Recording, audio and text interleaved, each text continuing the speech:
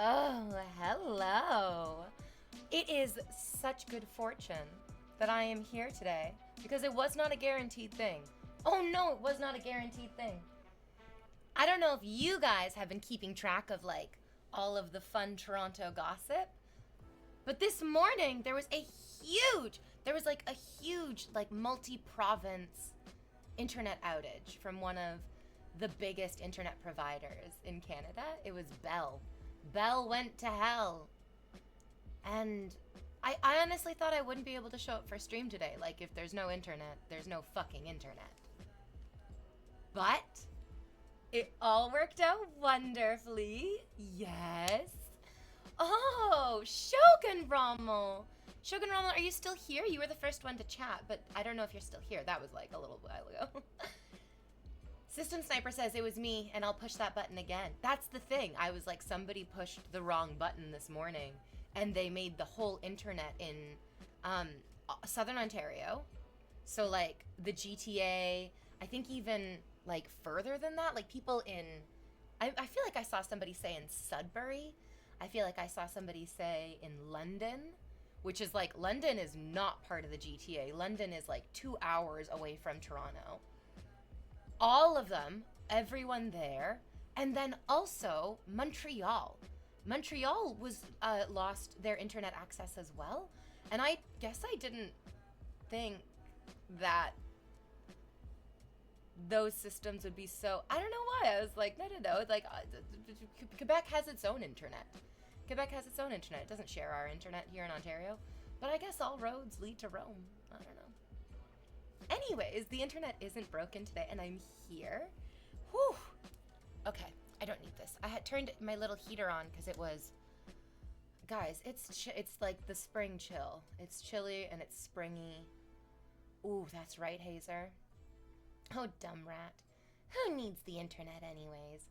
Oh, my Jolly Juker, which we also love to call our Jolly Jerker.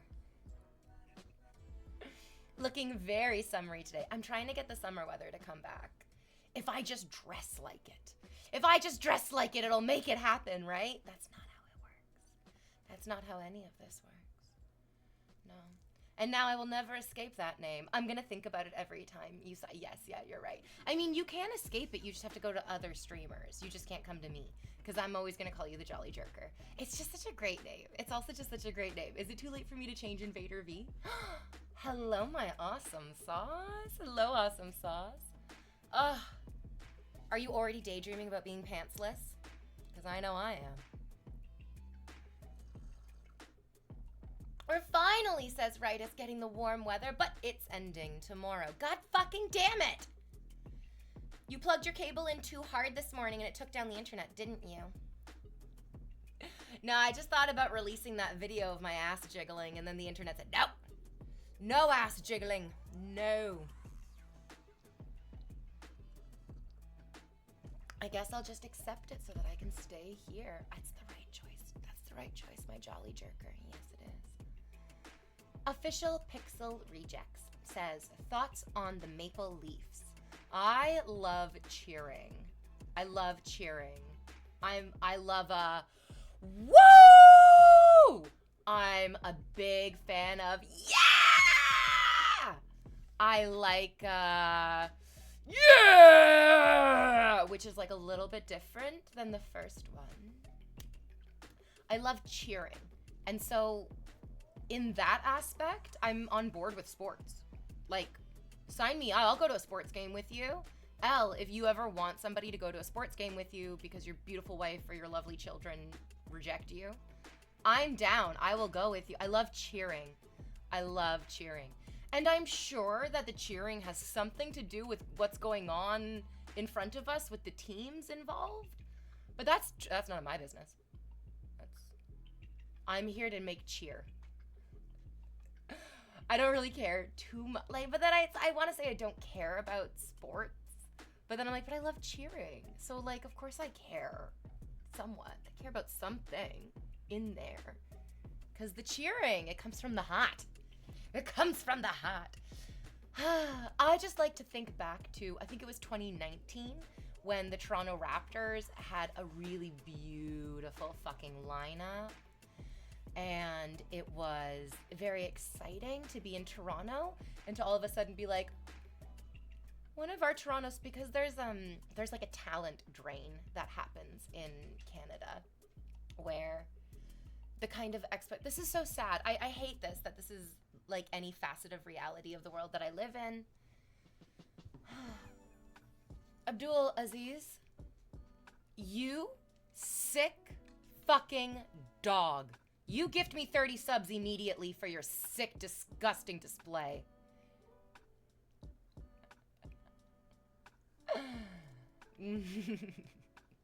But this is to say, getting back on, see, it's cheering. I'm cheering on this man's degradation as well. It's all a cheer. The cheering is a sport in itself. I love it. So I went to, like the hands-off protest that was held a few months ago. Was that at the end of March or maybe like at the beginning of April? Maybe like a few weeks ago, you know. I went to do the hands-off protest to fight against the rising tide of fascism that's coming up into our daily lives. Not a huge fan of that at all. And I definitely noticed that within that group, a lot of people don't know how to cheer, and I guess it's because they didn't have years of voice classes. Oh, rightus, I think we have to untime out Abdul Aziz so that he can gift me the subs. Yeah. I know.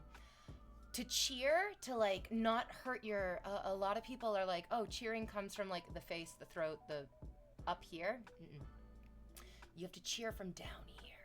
You gotta cheer from the lowest part of your body. You gotta get real low into yourself. You gotta get that sound coming straight from your butt. Yeah, I thought so, yeah. Wait, what the fuck? 25 is not 30, you worthless idiot. How dare you? How dare you? You know what? I wouldn't Z-dub-dub. I'm just gonna call you Bubs. Bubs. Okay, that's a little bit, okay, slightly, all right, now wait. Wait, why not just do in my mind, he was so panicked. He was so panicked by getting timed out that he was just like, oh my god, I need to gift subs as fast as possible. So he just smashed the 25 button and then was like, oh shit, that's not enough. Oh fuck, it's not enough. Oh, Abdul Aziz. So I was at the nude beach. I'm sorry, I'm kind of all over the place today. If you want me to finish a thought, you're gonna have to remind me what I started with. But because now I'm on to a brand new one. So I was at the nude beach the other day. And I told you about this guy. I told you about this dude who was just like stunningly gorgeous. He was just like so fucking ripped, like muscles, a really nice haircut. And he was the one who came over to me and was like, you have very beautiful feet. Can I please fuck your feet? Maybe it was you, Abdul Aziz. Maybe it was you even. Because he came up to me and he told me his name. And his name was not Aziz. He told me a different name. He told me his name was like, let's say Abdul. But then other people were calling him Aziz, and I was like, wait, what is this? And so I was talking with one of my friends, and he told me that Aziz means my dear, or it's like a term of endearment. I had no idea. I don't know if that's like true all the time or if I just misunderstood what he said.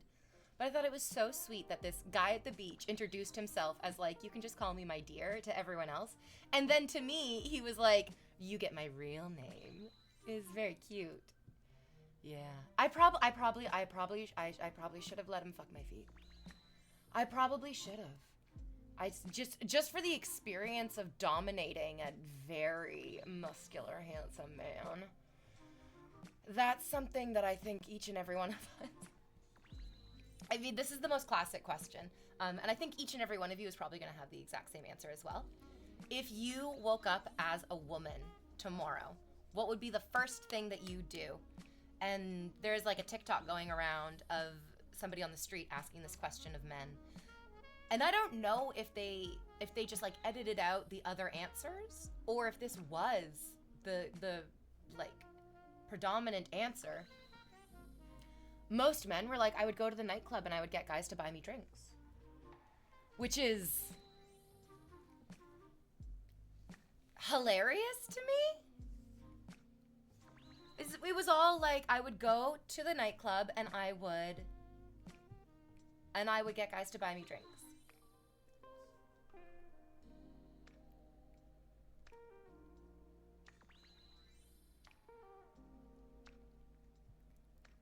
I think it's interesting that each and every one of those men were like, if I woke up as a woman tomorrow, I'd be a super hot woman.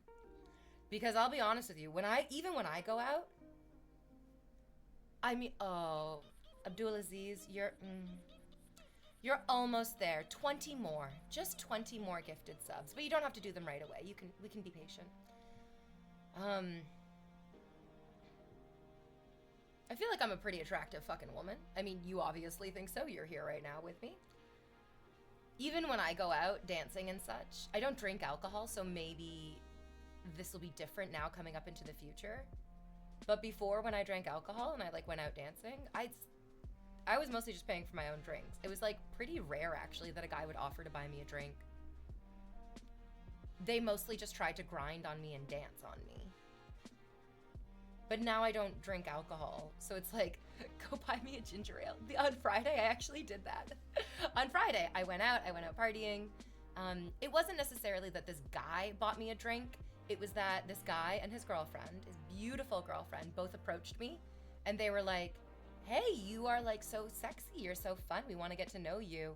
And then she was drinking red wine.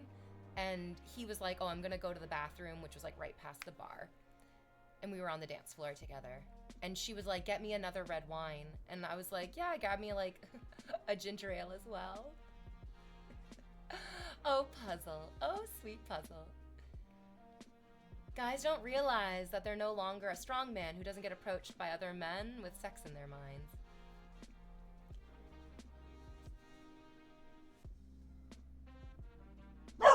Ooh, Bow, that's you making that noise. Come on up. We're wearing matching outfits today. She's full of, jeez. So then what happened next? He got us our drinks. We drank our drinks. We were dancing. And then they were like, do you want to come back to our place? They were staying at a hotel because they're from out of town. They were like, do you want to come back to our hotel and have sex with us? And I was like, yeah. Yeah, I do. And so I went to their hotel room, and the three of us had sex. It's very interesting. It's very, very interesting. I've never had a threesome before. That was my first threesome. My first threesome was on Friday, guys. I'm a whole new woman. I'm a whole new woman. I'm seasoned now. I've had a threesome. I'm like honestly just catching up to what most other people are doing. But I think the main, for me, I understand that for a lot of people, the main difficulty in having a threesome is finding two people to disappoint at once. But for me, I was very intimidated about, like, oh no, how am I gonna, I overthought it. I genuinely overthought. I overthought it so hard. And then in the moment, you just do what feels pleasurable. You do what feels right.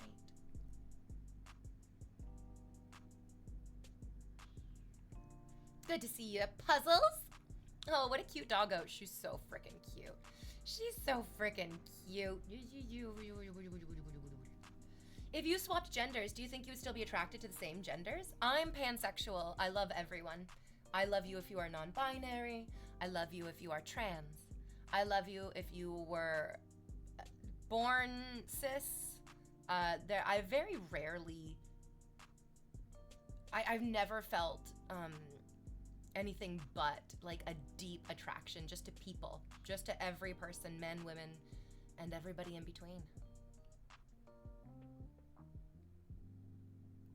But I can definitely recognize that if I was a man, that it would be kind of, it would be a challenge for me if I was a man to want to be with men.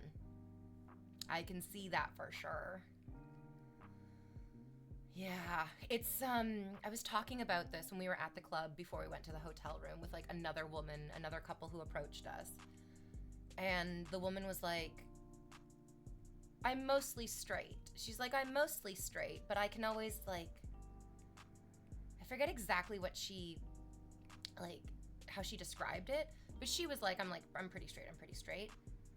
But then also you can tell, for me, it feels like I can't just look at a man and be attracted to him. I have to get to know him. I have to have a conversation with him. I need to know, like, what is his sense of humor? What are his values? It really, for me, it's the man's personality is far more important than what he looks like. And for women are just beautiful. Like, a beautiful woman is a little bit like, you could have a shit personality and I think I'm gonna follow you to the ends of the earth. Which I feel like I'm touching on a tenet of misogyny. Oh my God.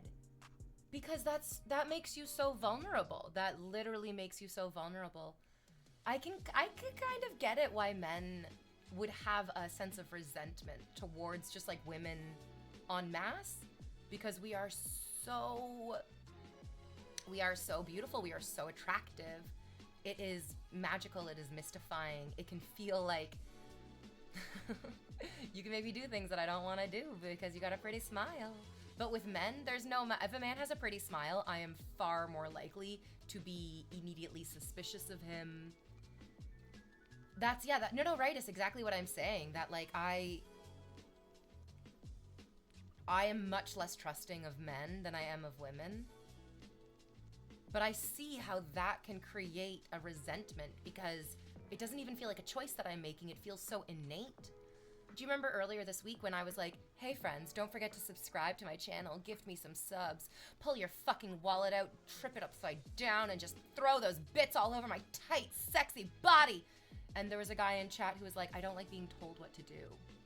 And I was like, yeah, I've come across that as well. And that's not just, I don't like being told what to do from the outside in. It's also, I don't like being told what to do from the inside in. Godsend666 says, I grew up in the 90s, so my sense of humor is on point.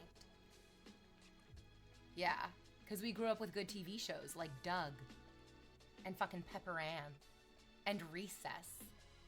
And those shows were so weird and so silly and so beautiful. I loved them so much. System Sniper says, mostly straight for women sounds like you can go downtown, but I won't. Oh, you think that I wouldn't go down on I would love to eat a woman's pussy. Oh my God in heaven. Please. It's not only an absolutely delicious meal, but it quenches your thirst at the same time. Plus that view, the view of a woman from below, you get like the nice underboob view and the nips just like reaching for the gods. That's an exquisite, I love that, yeah. I think what I discovered though with my like threesome is that I'm more interested in being an active participant in sex rather than just laying back and receiving. I don't want to just lay back and receive. I feel like I've been laying back and receiving my entire fucking life. You might be demisexual. Yeah, I think that's also a part of it too, that it takes time for me to get to know somebody before I find a real sense of attraction.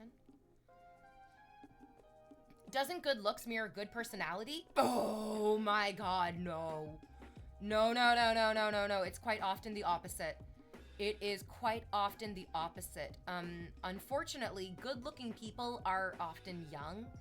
By this terrible chronology of our human existence, we begin life very young, which is terrible. Absolutely terrible. Terrible choice. Being young and good-looking quite often allows people to coast through life. There's an innate observation that happens within humanity, where if you see a young, healthy person, which often means they're good looking, you think good things about them. Oh, but then that does not automatically translate into them being good people. Did you know that Julia Roberts had a stepsister who committed suicide, wrote a huge, long suicide note, and talked extensively about how Julia Roberts' treatment of her led her to suicide? I had no idea. I'm a big pop culture fan. I really like pop culture. I am right up there with Curtains for Zuzka, Bat Boy caught flipping a grunt, I'm there for it. I know these things. I did not know that Julia Roberts had a stepsister who committed suicide and heavily accused Julia Roberts of contributing to her depression, to her suicidal feelings, and to her eventual death. No, good-looking people are not good people.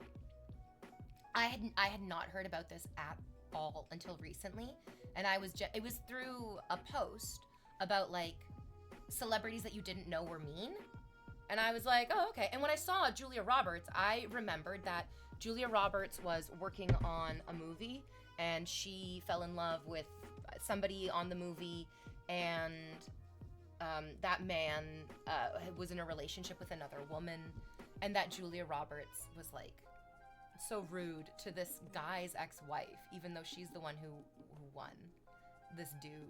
And so I thought they were going to talk about that. That stretching tail wag is so freaking cute. She's the freaking cutest little dog. I thought that this Reddit post was going to be about Julia Roberts wearing that t-shirt that said, aloe vera. Because the woman's name was Vera, and aloe vera is like a thing. So Julia Roberts wore a t-shirt that said aloe vera. I have no idea why you would do this to this woman when you are so famous and you're Julia Roberts. But nope, the post was not talking about the t-shirt. The post was like, her stepsister killed herself and blamed her for it. Julia Roberts is stunningly fucking beautiful. If you have not watched, what season would it be of Law & Order that she's in? It's when they had Benjamin Bratt come in. So I think that might have been maybe it has to be like between season 4 to 6 of Law & Order. Julia Roberts works in an art gallery that has been robbed, and then I think they're threatening to like come back and, or maybe she saw the robbers or something. Anyways, Julia Roberts is in the episode and she has to go into hiding, and she goes into hiding with Benjamin Bratt, and then they have an affair, and they dated in real life too. I love the pop culture. But anyways, fuck you, Julia. Fuck you, Julia, you rat bitch.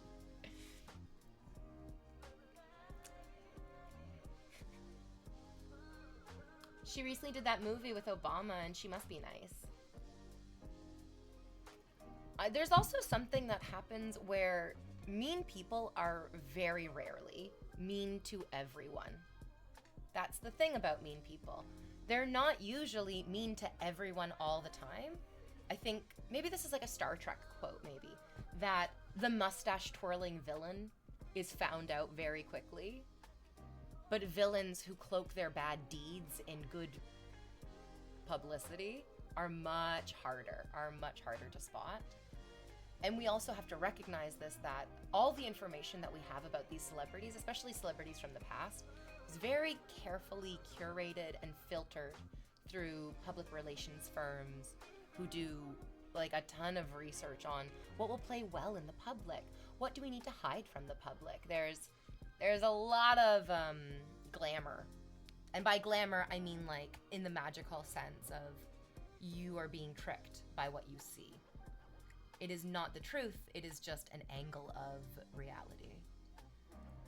I'm into pop culture too. I read about her stepsister a while back. I met Julia Roberts years ago. She's an amazing and beautiful woman in person. Yes, because this is the thing. She doesn't have there's no benefit for her being rude to you. And so we would like to hope that that means that then she's just not a rude person. But within family dynamics, there definitely is a benefit to shitting all over one of your step-siblings. There is definitely an internal benefit within the family unit. And maybe Julia wasn't the creator of this, like maybe there were other family dynamics at play. But being the victim of family mobbing is fucking awful. Never ever meet your heroes.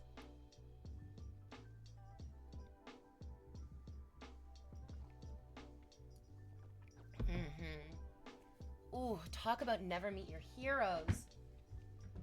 Oh my god. I can't believe I'm saying this, but I feel bad for Hailey Bieber. I feel bad for Hailey Bieber. Oh my god.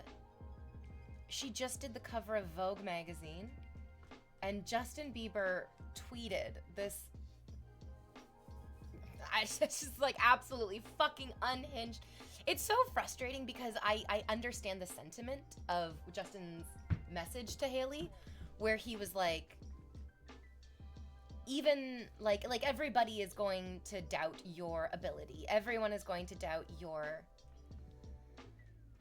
fucking worth, whatever, but believing in yourself is literally the most important thing. So Hailey Bieber was like, I'm gonna be on the cover of Vogue one day. And Justin Bieber, in like personally in a fight with her, was like, you'll never be on the cover of Vogue, which is fucking ridiculous. Like, who's never say never, truly. By the way, I love the lipstick shade today. Oh, thank you. Makes my teeth look extra white too. So he tweeted out that he was like, Hailey and I had gotten into a fight, and I, being kind of an asshole, told her that she would never be on the cover of Vogue. But I was like, I was so sadly mistaken. He didn't mean to say sadly mistaken. I think he meant to say I was so joyously mistaken. I think maybe he like combined, I was sad that I said it, but I was joyous that I was wrong. I think that it would have been, I wish that I could be Justin Bieber's friend. Sometimes I wish I just imagine myself being friends with these celebrities and being a voice in their ear and saying something like, I understand the sentiment of why you want to tweet this. And maybe a better way of saying it is, hey, Hailey, I always believed in you. And you know that through thick and thin. And then it's like a wink and a nod to being like, we didn't always believe in each other, but I'm going to say like, yes, I always did believe in you. I just wish there were more Kevin Bacon and Kira Sedgwicks out there.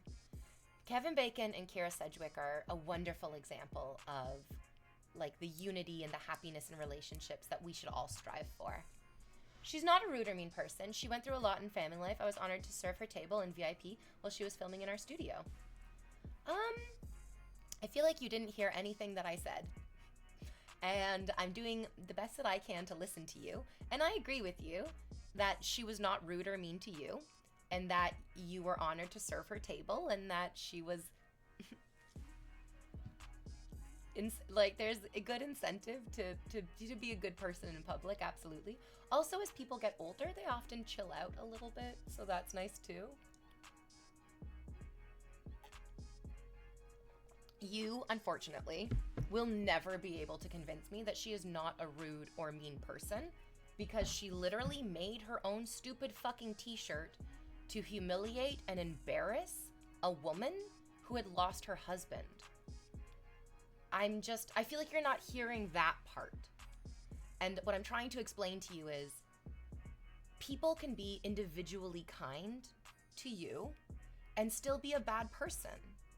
It's absolutely possible. I'm not saying that Julia Roberts is a mustache twirling villain who is kicking puppies down the street 24/7. But what I am saying is that she has done such shitty, shallow, painful things to people who did not deserve it. And that's awful. That is fucking awful. If you want to like fight your audience, go right ahead, fight your audience. Like, if you want to fucking rage at like the random people who are attacking you, rage at the random people who are attacking you. But why would Julia Roberts attack a woman whose husband she stole? She already won the husband. What more? That's vicious. That's malicious. And I'm glad that like you enjoyed serving her food.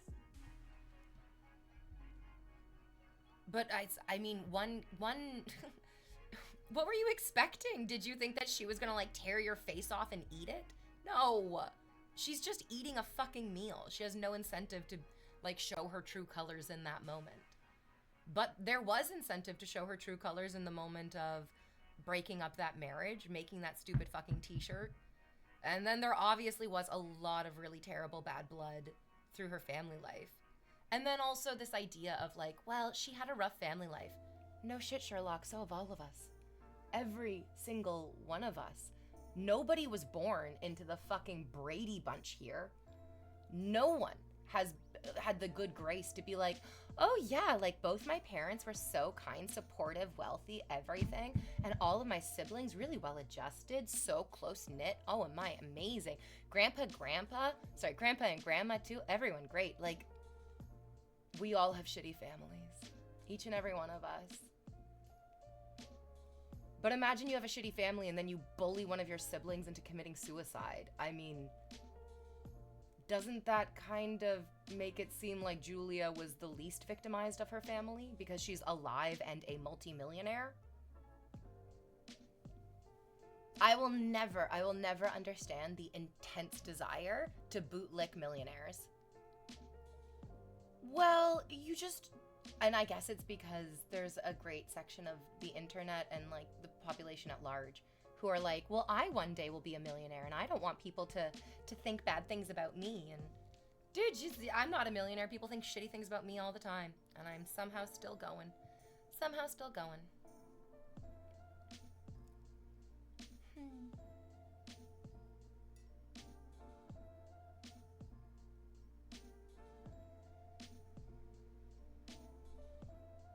Yeah, that's wild, man. That's a crazy thing.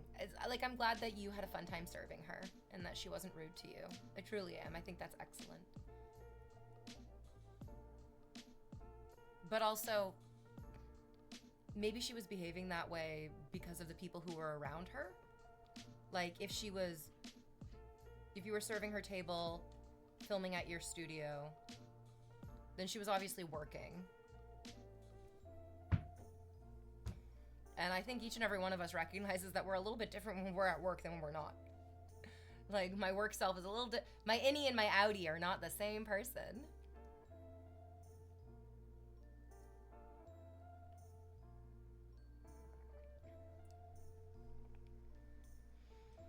Do you know how Julia responded to the fact that her sister named her as the main reason for her depression, eventual suicide? Was there a response even? No, I don't think Julia ever acknowledged it. I mean, why would she? What would she say to the world? She's a liar. She's dead. Like, what do you... I don't think there's anything to say about it. I'm almost positive she basically probably said nothing. Because what do you say? I can't imagine. I cannot imagine.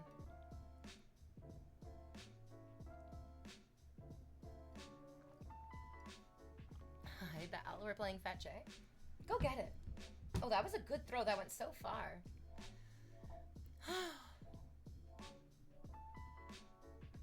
It's not hard for me to believe that actors are shitty people. It's probably the easiest one to believe. What is a lot harder for me to feel is that musicians are shitty people. And I think it might be because of the way that music affects us as humans.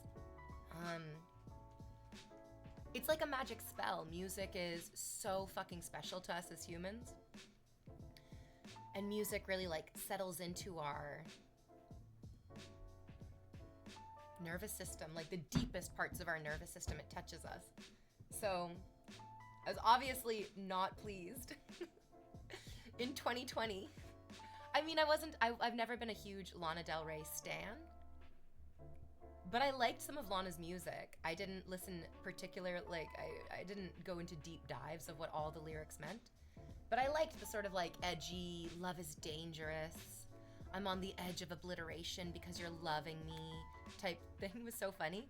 But it's the 5-year anniversary of Lana Del Rey's Question for the Culture post. And if you have never read Lana Del Rey's, I want to read it to you. Lana Del Rey's Question for the Culture. It's something. It is. I think it was very interesting that so many people recently were so shocked by Lana Del Rey being kind of like a Trump supporter, a MAGA head. She married this alligator tour guide who's also kind of he says that he's not political, but then he's like, I just like what Trump's doing, but I'm not political. You can't really do both. This is Lana Del Rey's Question for the Culture. She posted this on Instagram, I think 5 years ago. In 2020, crazy. That's already 5 years ago. Things are so different and yet so very much the same. Lana Del Rey writes, question for the culture. Now that Doja Cat, Ariana, Camila, Cardi B, Kehlani, Nicki Minaj, and Beyonce have had number ones with songs about being sexy, wearing no clothes, fucking, cheating, etc., can I please go back to singing about being embodied, feeling beautiful by being in love, even if the relationship is not perfect, or dancing for money, or whatever I want, without being crucified or saying that I'm glamorizing abuse? There's so much. That's one paragraph. There's so many more paragraphs. There's so many more paragraphs. My favorite part of this is putting Ariana Grande in the same category as Doja Cat, Cardi B, Nicki Minaj, and Beyonce. We have to I'm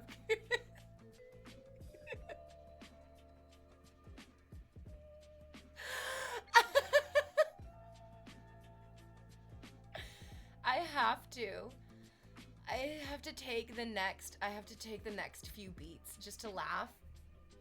I just have to take the next few beats just to laugh. Ariana Grande, Beyonce, Nicki Minaj, Cardi B. One of these things is not like the other. My favorite, oh man. I feel like my favorite part of that is that somebody posted that this is what made Ariana turn white. Being put into that category, that was when Ariana was like, oh my God. Oh God, I have to be as white as possible. Oh, jeez. Okay. I'm fed up with female writers and alt singers saying that I glamorize abuse when in reality, I'm just a glamorous person singing about the realities of what we are all now seeing are very prevalent emotionally abusive relationships all over the world. Lana, I don't understand how she can say, how dare you accuse me of glamorizing abuse just because I'm singing about being in abusive relationships in my glamorous way. Like, Lana, you're giving them more evidence of the truth of their accusations. Please, Lana, please. Oh my gosh. Also, the idea that, like, I'm just a glamorous person is, like, I don't know if that's a thing.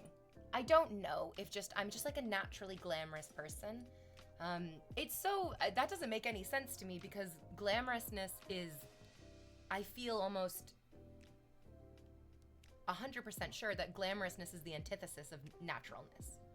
That, like, nobody is naturally glamorous. That's what makes glamour so astounding, is that it's the result of a fuck ton of effort. It's concerted, unnatural focus in the direction of heightened aesthetics. How dare you accuse me of doing things that I love doing? Yes. Oh, man. Oh, my God. Okay, we're getting there. With all the topics women are finally allowed to explore, I just want to say, over the last 10 years, I think it's pathetic that my minor lyrical exploration, detailing my sometimes submissive or passive roles in my relationships, has often made people say I've set women back hundreds of years. Let this be clear. I'm not a feminist, but there has to be a place in feminism for women who look and act like me. The kind of women who say no, but men hear yes. What? Oh my God, I feel like I haven't read that line before. I feel like I have not read that line before. Oh my God. There has to be a place in feminism for women to be degraded and dismissed by men. I think that is not.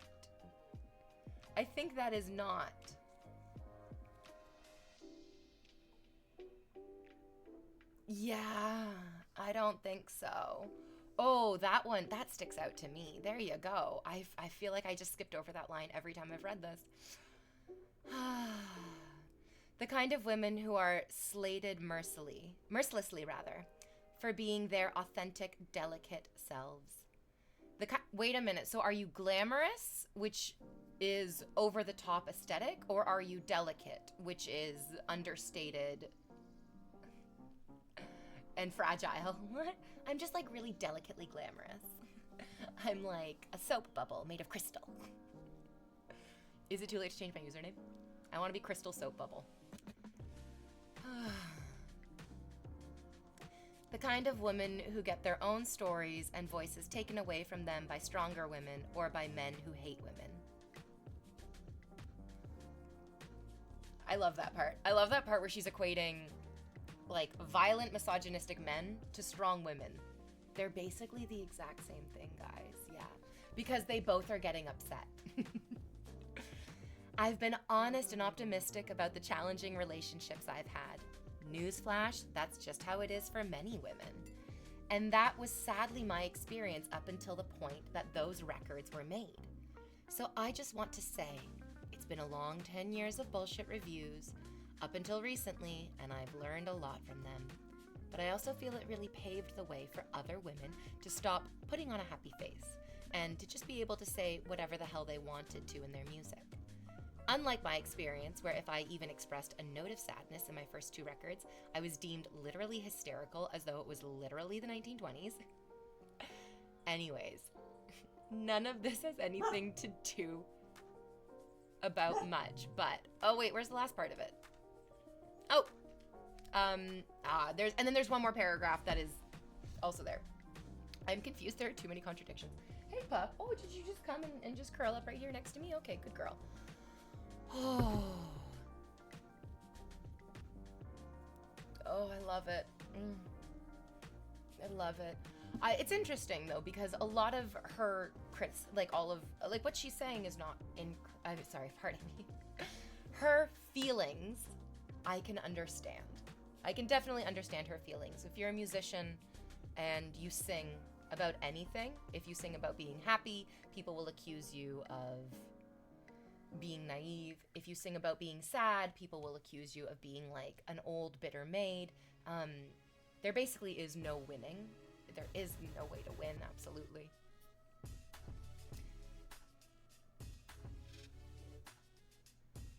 But wild to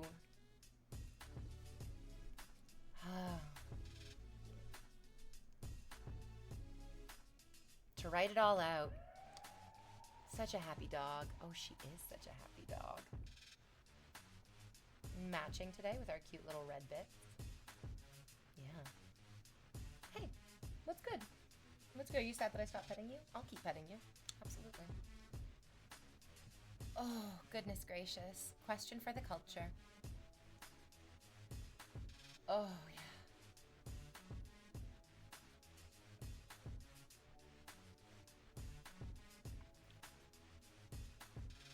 Oh, yeah. Whoa, that was a surprisingly aggressive comment. Were they talking about the dog? Because the dog is a bitch. She's a good girl. I get it, though. I can understand where her feelings are coming from. Like, where her Lana feelings are coming from. I definitely understand it. It can feel so frustrating to try to do your own thing as hard as you can, and then not feel embraced for it. It's so frustrating. And then at the same time, you see other people doing what feels like the same thing and seeing them being embraced for it. I think it's good to remember. Do you guys know the movie Atonement? I love the movie Atonement. Great fucking movie, Atonement. One of the most beautiful dresses in all of cinematic history on Keira Knightley in that movie. And the main plot point of that movie is that a young girl sees 2 people together and assumes that it is an inappropriate sexual encounter. The young girl's perspective is that she's seen something terrible.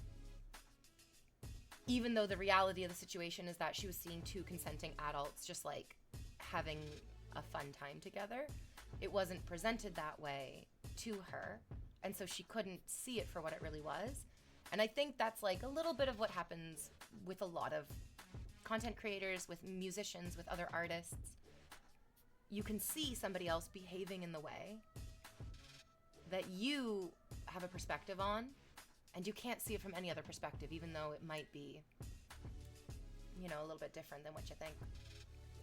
This beautiful little girl, this gorgeous little girl, is 7 years old.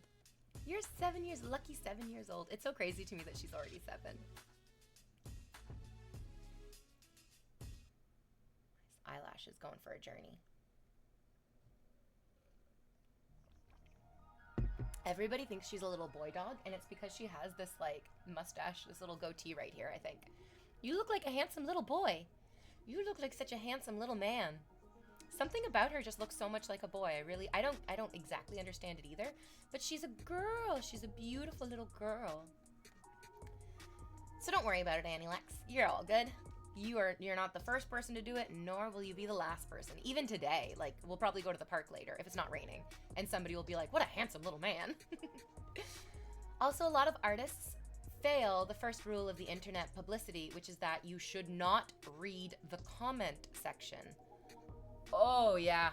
Oh, my God in heaven. I feel like I learned this lesson really, really well. Not only just from being on Twitch and, like, listening to the comments that you guys write, but also in recognizing that, like, one of my best friends, when she was feeling not so great, she made 5 different accounts to then, like, negatively interact with people that she didn't like. And that is more common than we realize. The truth is, if you really love someone or love something, you yourself will engage with it. You'll do it. You'll be jazzy about it, absolutely. And then if you love something, you'll find other people in the community who also love it. You'll find a sense of belonging. You'll find a sense of acceptance. You'll find a sense of like, okay, cool, these are my people. And my values are being validated by the community around me. If you hate someone, if you hate something, you often will manifest more. You will find more encouragement to, like, go outside of just yourself to attack it. Hate is just a much stronger motivator than love. Love gives you a little positive dopamine boost. Hate gives you an intense fucking boost. And so I do think that, like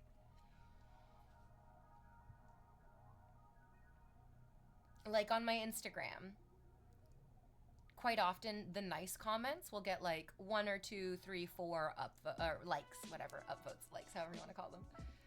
The nice comments will get like a few nice ones. But then the hateful comments will get like 29 likes.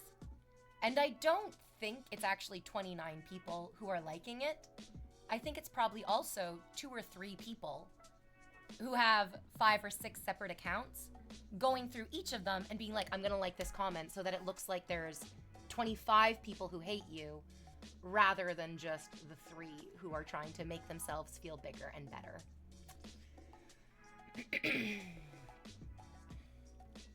I embrace that often in my life. I get energy whilst walking around fantasizing about different ways to end my nemesis. Yeah, we all do it. Yeah, we all do, absolutely. V, did you study psychology or psych? Yeah. No. I studied theater. Getting angry over small things in my everyday life. Oh, Kat, don't do that. Kat, you should treat yourself by doing some exercising. Yes, blockchain, yes. You should give yourself the treat of, for 1 hour every day, you put aside the entire world and you just focus on yourself. You just exercise. Maybe you do like a yoga video in your living room, or you go take a dance class in your neighborhood.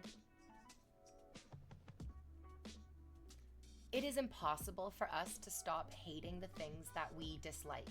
It is far too intrinsically bound to our sense of self and our sense of values, which are the fucking cornerstone of our existence. You can't stop yourself from hating things. You really cannot. It's never going to work. But what you can do is force yourself to learn how to love new things. I learned about this on the radio. There was a psychologist, a sex psychologist, talking about kinks and fetishes. And it was within the context of, like, this partner was like, my partner is really into, like, cuckolding or something like that. And they were like, I don't want to do this. Like, I'm not into cuckolding. I don't want to do that. And the therapist told them, you will never be able to stop your partner from loving cuckolding. It's just not how people work. Once people find something that they love, they will hold on to it forever. It will give them happiness and a joyousness forever. But you can learn to like new things. And that was such a valuable piece of information where I was like, oh, okay. I'm never going to stop hating exercise, but I can learn to love new types of exercise. I like being angry in small portions. Oh, I love being angry about the stupidest things. I'm trying to like reserve my little bits of like rage and anger for unimportant things, because when I start letting myself get angry about really important things, I get very upset. I get like, wow, this world is not worth living in upset.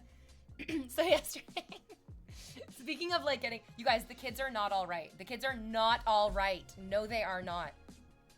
Yesterday, as I was walking to the dog park with this beautiful little pup, yes, this beautiful little pup, I saw the most horrendous and disgusting thing I've ever seen in my entire life.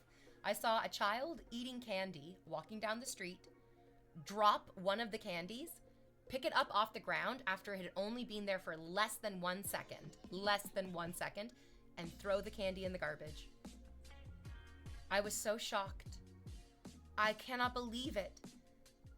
Do the children not know? We must eat the dirt. We must eat the germs. Children, if you drop a candy on the ground, it's the 10-second rule. It is the 10-second rule. Oh my God, as an adult, I still would have eaten the candy. I was so shocked that this kid was like, oh, that's garbage now. Like, what? Hold on. First of all, that candy is more powerful than a vaccination at this point. 10-second rule. Yeah. You guys, my immune system is wildly healthy.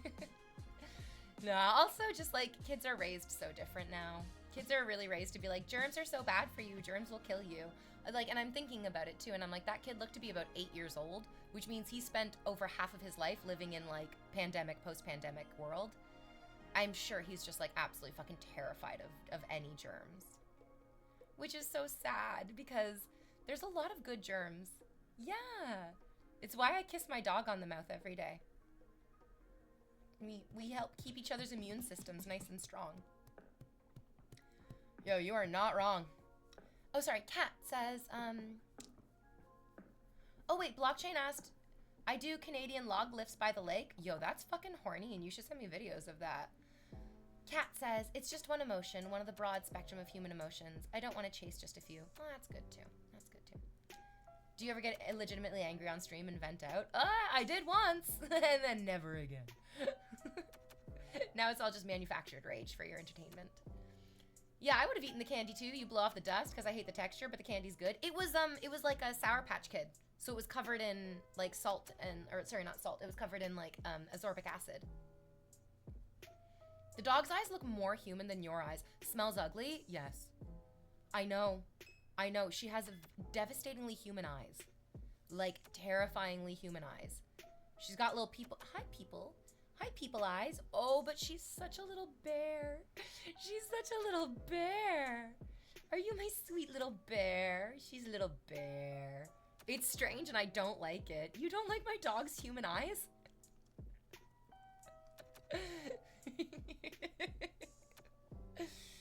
Oh, man. I love her human eyes.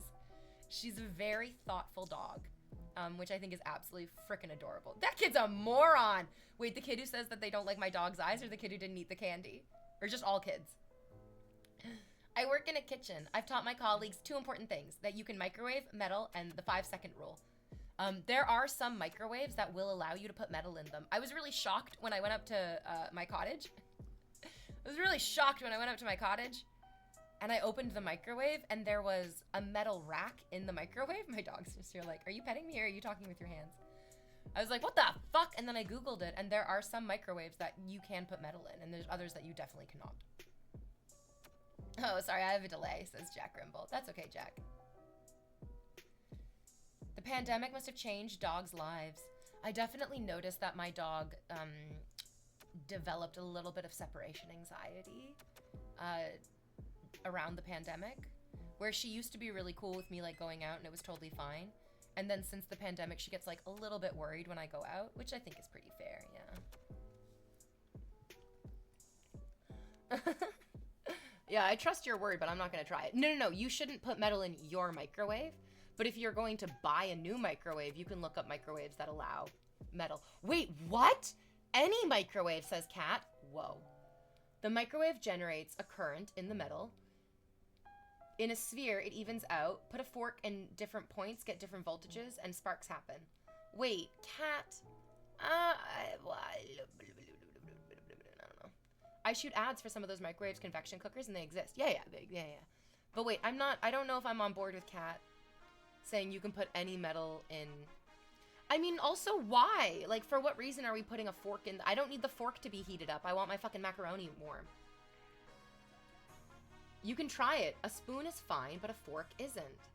No, I don't know about that. I feel like one time I tried to even microwave a, like, mug that I had that had, like, a thin layer of, like, metallic sheen on it, and it fucking exploded. But who knows what I know. Okay, I'll be right back, guys. Don't go anywhere.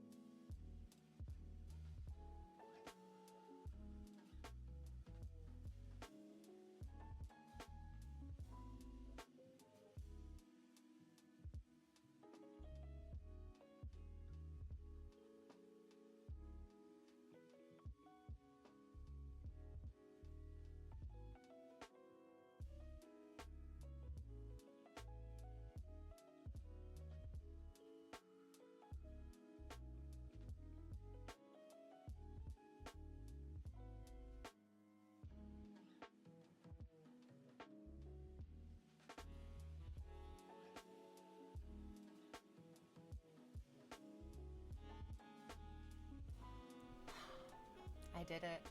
I took a good photo of me in this humble little gown, and I posted it online for your desires, your desirous needs. Go ahead and enjoy the picture, guys. It's the only constant in your lives. It's the only constant in your lives is my front-facing smiley photo. And then a little meme in the middle. And then the back shot. We love the back shot. Live for the back shot. Every single day. Give me that back shot, baby. Is it gooning content? Every day. Every day it's gooning content.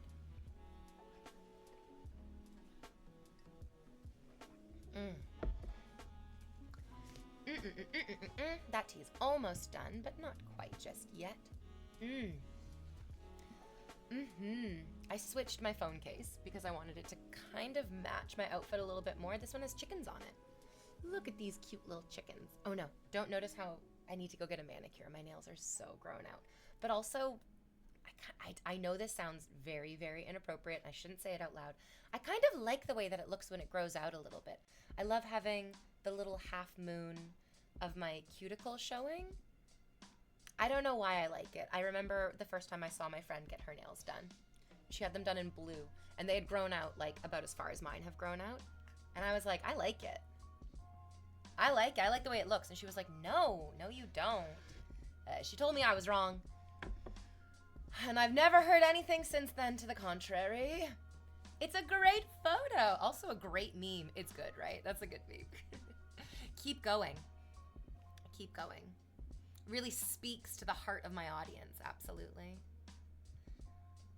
And speaking of the heart of my audience, Abdulaziz, are you still here? Are you still begging me to recline, relax, and to put you under my gorgeous fucking heel? I was not expecting that meme. Always expect the unexpected with me, Dashing. Always.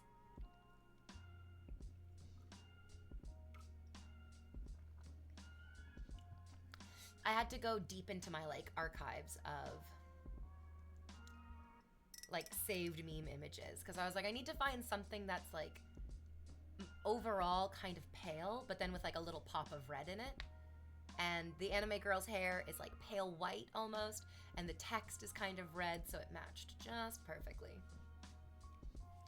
Just great. I guess Abdulaziz isn't here. Oh, he's gonna miss me putting my feet up to relax. Oh, oops! Oh no! Oh, that's interesting. I wonder, I knocked over one of my little decorations. Something about me putting my foot up just vibrated the desk just right. It knocked over one of my little decorations. Oh. That's okay, I'll pick it up later. It's just me making that noise. It's always just me making noises. Or the dog making noises. The dog is very talkative. We were just, I mean, she's not here right now, so I can't point to her as the example of it, but earlier somebody in chat was like, your dog has such human eyes, it's so creepy. And her humanness does not stop at the eyes. It does not stop at the eyes. Her humanness definitely goes deep into her brain because the way that she barks and whines and growls and just intonates with her voice is very human, to the point that sometimes you can ask her a question do you want to go for a walk, and she will make noises as if to say yeah, let's. It's like she can hear the rhythm, the beat, the intonation in our voices, and whether she means to or not, she's copying it. It's very, very cool. I've had it happen multiple times where with my ex-boyfriend, we wake up and we go, Belle, do you want to go for a walk? And she goes "Row, row." And it's did you just say, yeah, I do? Little dog? Did you say it? I heard it.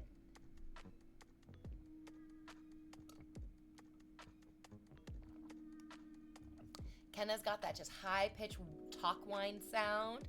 Oh my god, it's annoying, obviously. We don't want to listen to our dogs whine, but it's so cute. But it's also so cute. It's also so fucking cute, I die. But when she and Remy howl together, it is so hard to stop. It's that puppy feedback loop. It's that intense puppy feedback loop, yeah. Oh, hey, puppy, we were just talking about you. Can you tell that we're talking about you? Just that you keep my fucking name out of your mouth. Oh, sorry, puppy.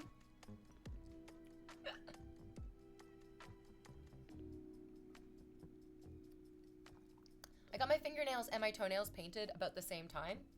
And I don't know why this is, but maybe anyone who gets manicures and pedicures on the regular will be able to tell me this. My fingernails grow. My fingernails grow. You can see that my fingernails have grown out. My toenails don't grow. Like I have to trim my toenails once a month. If I was doing the same amount of, like, if I wanted to keep my nails at a consistent length, I feel like I would have to trim my nails every, like, 6 days. But my toenails, like, this is weeks old, and none of it has grown out even a tiny bit. Why are my toenails not growing? Am I dead? Did I die? Is this heaven? No, if it was heaven, you guys would be gifting me fucking 30 subs at a time. You'd be gifting me 50 subs at a time. This isn't heaven. This is just the waiting room for hell.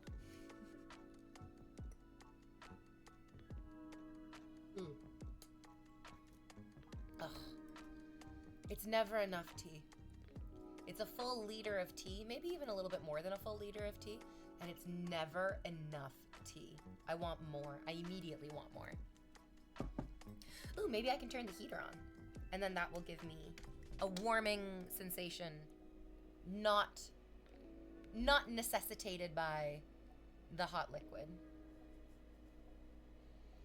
Oh, this is my favorite part of stream. When some fucking brain-dead idiot doesn't understand women's anatomy, and they go, wow, your butt looks so nice. You sad, stupid fucking moron.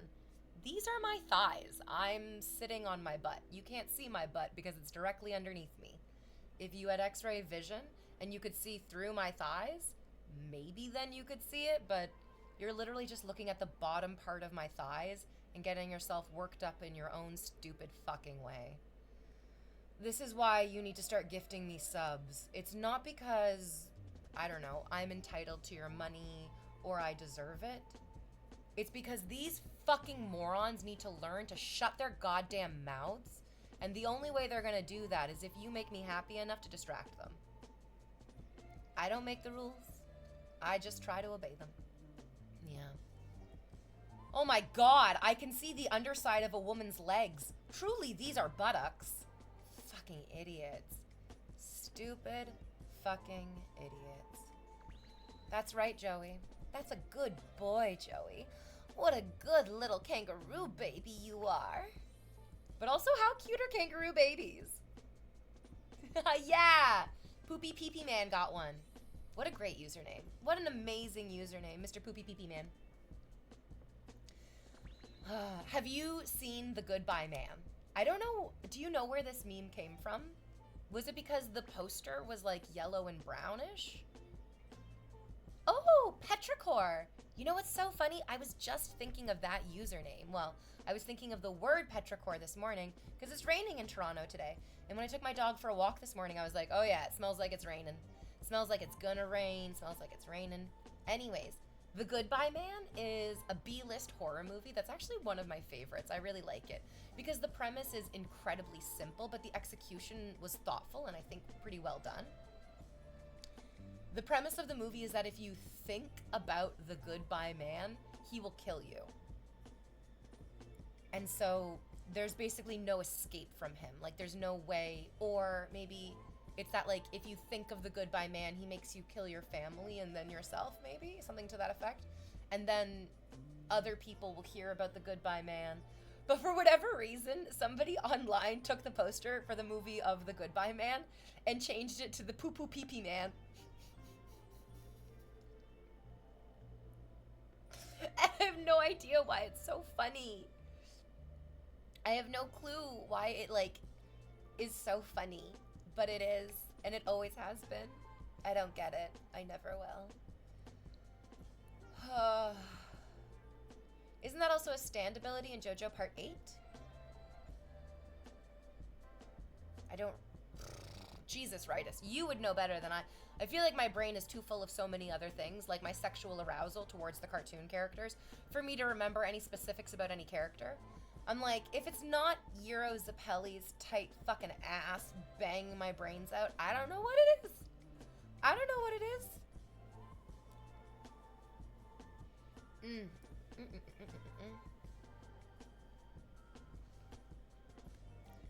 Petrichor is the name of the rain smell. Apparently, it's a type of bacteria. I think. I don't know. I haven't Googled it recently, but I feel like when I read it the first time, I was like, I love the smell of rain. And then was like, it's bacteria. And I thought, whoa, I wish I didn't know that.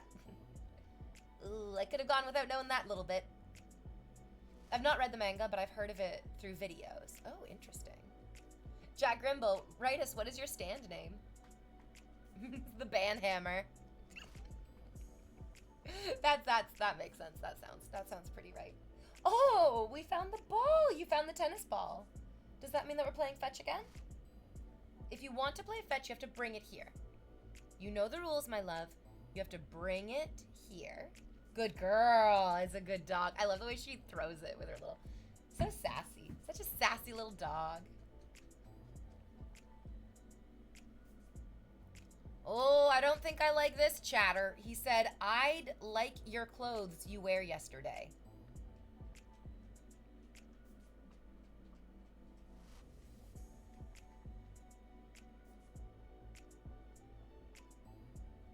That's creepy. It's creepy. That's really creepy. It's really creepy. There's this guy who is constantly in my Instagram DMs. He looks like a man. His Instagram profile presents him as a man. But for some reason, every single message he sends me is, oh, I'd love to dress up in this sissy little dress. I'd love to wear your cute little girly outfits. I'd love to wear your adorable little girly outfits. And it's hard for me to be like, is this man a woman who is being forced to live like a man? And is he trying to express his authentic gender identity? Or is this like a weird sex thing that I do not want to be a part of? Oh.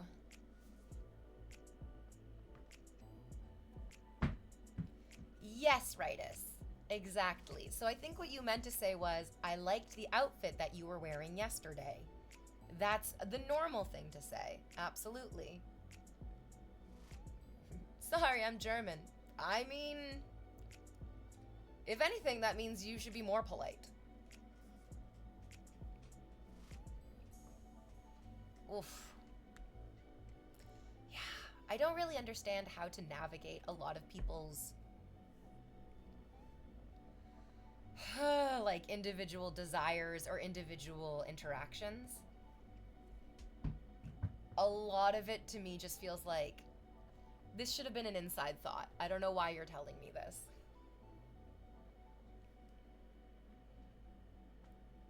A lot of who cares?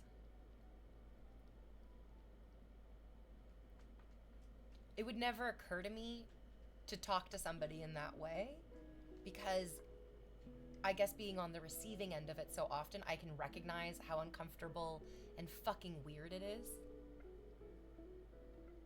To have somebody be like, I liked what you were doing before better, is very firmly, okay, nobody gives a fuck.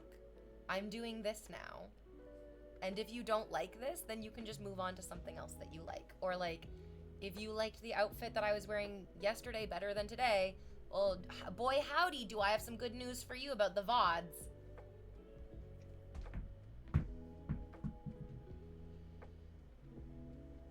I hope you have a fantastic day, says Daddy Canada. So far, V, I love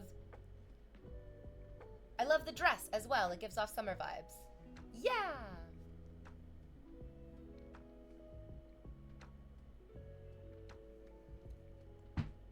I think also going back to the stand question, I think a lot of stands are named after songs or bands. But not all of them are named after songs or bands. I think it's just like a theme. I mean, there's lots of stands. Remember all the stands who were named after Cards of the Tarot? So I think it's okay if you have a stand that isn't song related. I think it's okay if it can be like related to other things. Especially something else that you're like real into, like banning people. People have a notion that every feedback is constructive criticism. I don't know what to do with that information when people say things like that. Like, I liked what you were wearing yesterday better. Being on the receiving end of that is like so disheartening. It's like, okay, so then do you, like, what? Am I supposed to go change my fucking outfit and put on all the clothes that I was wearing yesterday again? There's a lot of inside thoughts and feelings that people let out that the internet has just given us access to. Like, that's just the truth of it. 40 years ago, somebody would like open a magazine and see an outfit that somebody's wearing, and they would either go, oh, she doesn't look good in that, or like, she does look good in that. And we wouldn't have to hear about it. But now we're on the internet where like every single thought and feeling that any fucking moron has can just be, you know, inserted into the middle of any conversation. Such a cute dog. She is such a cute dog. And cute dogs. So where's this summer dress from? I don't remember where I bought this one from. I tell you, says Bad Keith Gaming, you could make a monthly calendar showcasing each of your outfits while sitting on the couch and it would sell a lot. You must get an overwhelming amount of feedback. Yeah. It's par for the course if you put yourself like in front of an audience. And I truly keep reminding myself every single day that there's an insane amount of privilege that I have from being a white woman in the public eye. There's a gigantic amount of fucking privilege from being a white woman in the public eye. Like, I have people come into my stream and they might say something like, you look like you stink. And we know that's not true. I don't look like I stink. I look like I smell like vanilla and roses. Because I do. But if I was a woman of color and somebody came into my stream and they said, you look like you stink, that's so fucking upsetting. That's so because it's something that lots of people of color have to face, this idea that like, your skin color denotes how I'm going to interpret every other experience of you, which means I'm going to assume the worst about you in every single way. It's so much more vicious. It's so much more hurtful. We see it so many times. I feel so bad for Megan Thee Stallion. I love Megan. I'm a big Megan. I'm a hot. I love Megan Thee Stallion. I love her dedication to anime and cosplay. I love how like sweet and silly she allows herself to be. I love, love, love Megan Thee Stallion. And it is incomprehensible to me that anybody would dislike her or that anybody would attack her. And she has been, oh my God, she has been so fucking viciously harassed daily because some fucking loser shot her.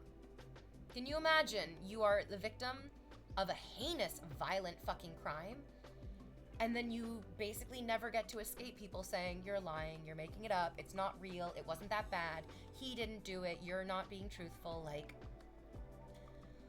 we were talking earlier about how I'm like, I like to reserve my rage for just silly things, because if I start getting angry about serious things, it's gonna make me lose my fucking mind. It's gonna make me lose my fucking mind. Yeah. Oh, Daddy Canada, you're moving. Yay, new house. New house. I hope it's haunted in all the best ways. I hope it has like a really fun, friendly ghost. No, it's nice. My girlfriend's driving me not asking me for my opinion for American Eagle summer dresses, but I think they all look meh. Oh, I don't know if you should buy from American Eagle. I feel like they are not a fun company for whatever reason. I can't remember exactly why. Okay, I'm sorry if you feel not so good for my comment. Oh. Now, here we go. I'm like, is this the language barrier or are you actually just an asshole? Wait, Ritus? I think he means this ring. Yeah, oh yeah, that was just a misclick, babe. So funny. I think you're kind of an asshole. I feel like anybody who says, I'm sorry you feel that way is automatically an asshole. Yeah, the ring on my finger. It's beautiful. I kind of forget that I wear it because I love it so much. It just feels like a part of my hand now. I enjoy your voice acting and attitude. Yeah. People are attacking her for getting shot. Yes, Ritus. Yes. Yeah. And in the stupidest, most fucking ridiculous ways. Jack Grimble says, but isn't the insult equally bad either way since it's a malicious insult no matter the skin color? Mm-mm. No, no, no, no, no, no, no, no, no. The skin color, the skin color adds so much more to it. There is just like an automatic fucking racism that comes out in people that is so deeply ingrained they don't even recognize it. And that women of color, men of color, non-binary people of color are often told that they're being too loud. They're being too aggressive. They're taking up too much space. Like, and they're not. They're just being regular average people, but because the perception of them is so clouded by their skin color in the eyes of whoever's attacking them. My friend explained it to me this way, that like anyone can be discriminated against. You can discriminate against white men, you can discriminate against white women, you can discriminate against black men and women, brown men and women, any kind of person, non-binary people as well. Don't mean to erase you, my loves.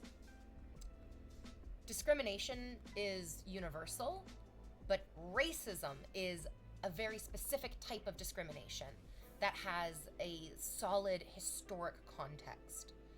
And then that turns it into, I mean, there's a huge difference between you are born and raised in a happy, cohesive family unit with support and love. And then as you get older, you get into an abusive relationship.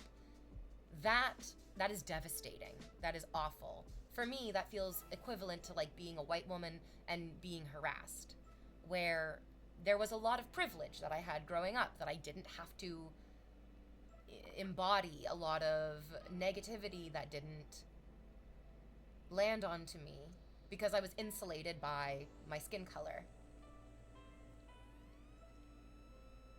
But for other people, they don't have that. It's like they were not raised with those protections, and then they're being forced into these abusive relationships. So there's a historic context to it, a generational trauma on top of just the instance of terribleness. And this like goes into your fucking DNA. This goes into your DNA, and it kills you. It literally will kill you slowly over time. What I mean is, if that you're ill-mannered to somebody, it's bad and you need to stop. Legit question, not trying to be a dick. The devastation of it is definitely influenced by the context. Yeah. Wait, what's wrong with American Eagle? I'm not positive. I just know that I used to buy clothes from there, and then I heard something and went, I'm never shopping there again. I can't remember exactly what I heard because I try not to remember these bad things. Discrimination is based in fear, and racism is based in hate.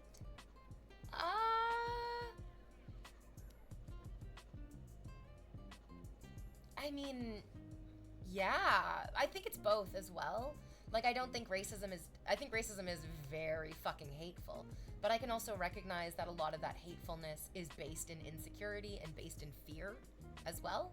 So I feel like it's very Venn diagram overlappy. There's a lot of overlap between discrimination, racism, including fear and hatred that goes into both of them. I've been to Twitter. I hadn't seen anyone downplay somebody getting shot. Crazy. Fucking crazy shit. Yeah. Is that what's going on in South Africa now? Blockchain, don't even get me. Don't start with me. I don't want to talk about that. That's so fucking stupid. So fucking stupid. The, like, idea of this, like, white genocide in South Africa is... I'm tired, Chief. I'm tired. Back in my day, Hollister was all the rage. Ooh, no. I never bought clothing from Abercrombie & Fitch, and I never bought clothing from Hollister. We were talking yesterday about how I have a kind of inherent distaste for people who spend an exorbitant amount of money on their clothing. And when I was in high school and my friends were like, I paid $80 for this fucking piece of tissue paper that's a Hollister tank top, I would just shake my head at them. I'd just be like, what the fuck, dudes? Why? For what reason? No. Hollister in 1993? Whoa! Okay, I was a baby. I definitely was not buying those things then. I feel like Hollister was so popular in the late 90s and the early 2000s, but they must have been established before then too. Man, I was going to ask about that too. Will not now. Completely understand the world is insane and not getting any better. Yeah.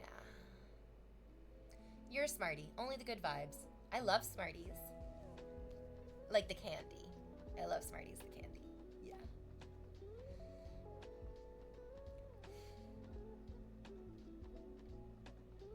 This guy is not doing well in this chat. He said, I'm feeling discriminated against because I tried to make you a compliment. I think you're just an asshole. I think you're just an asshole.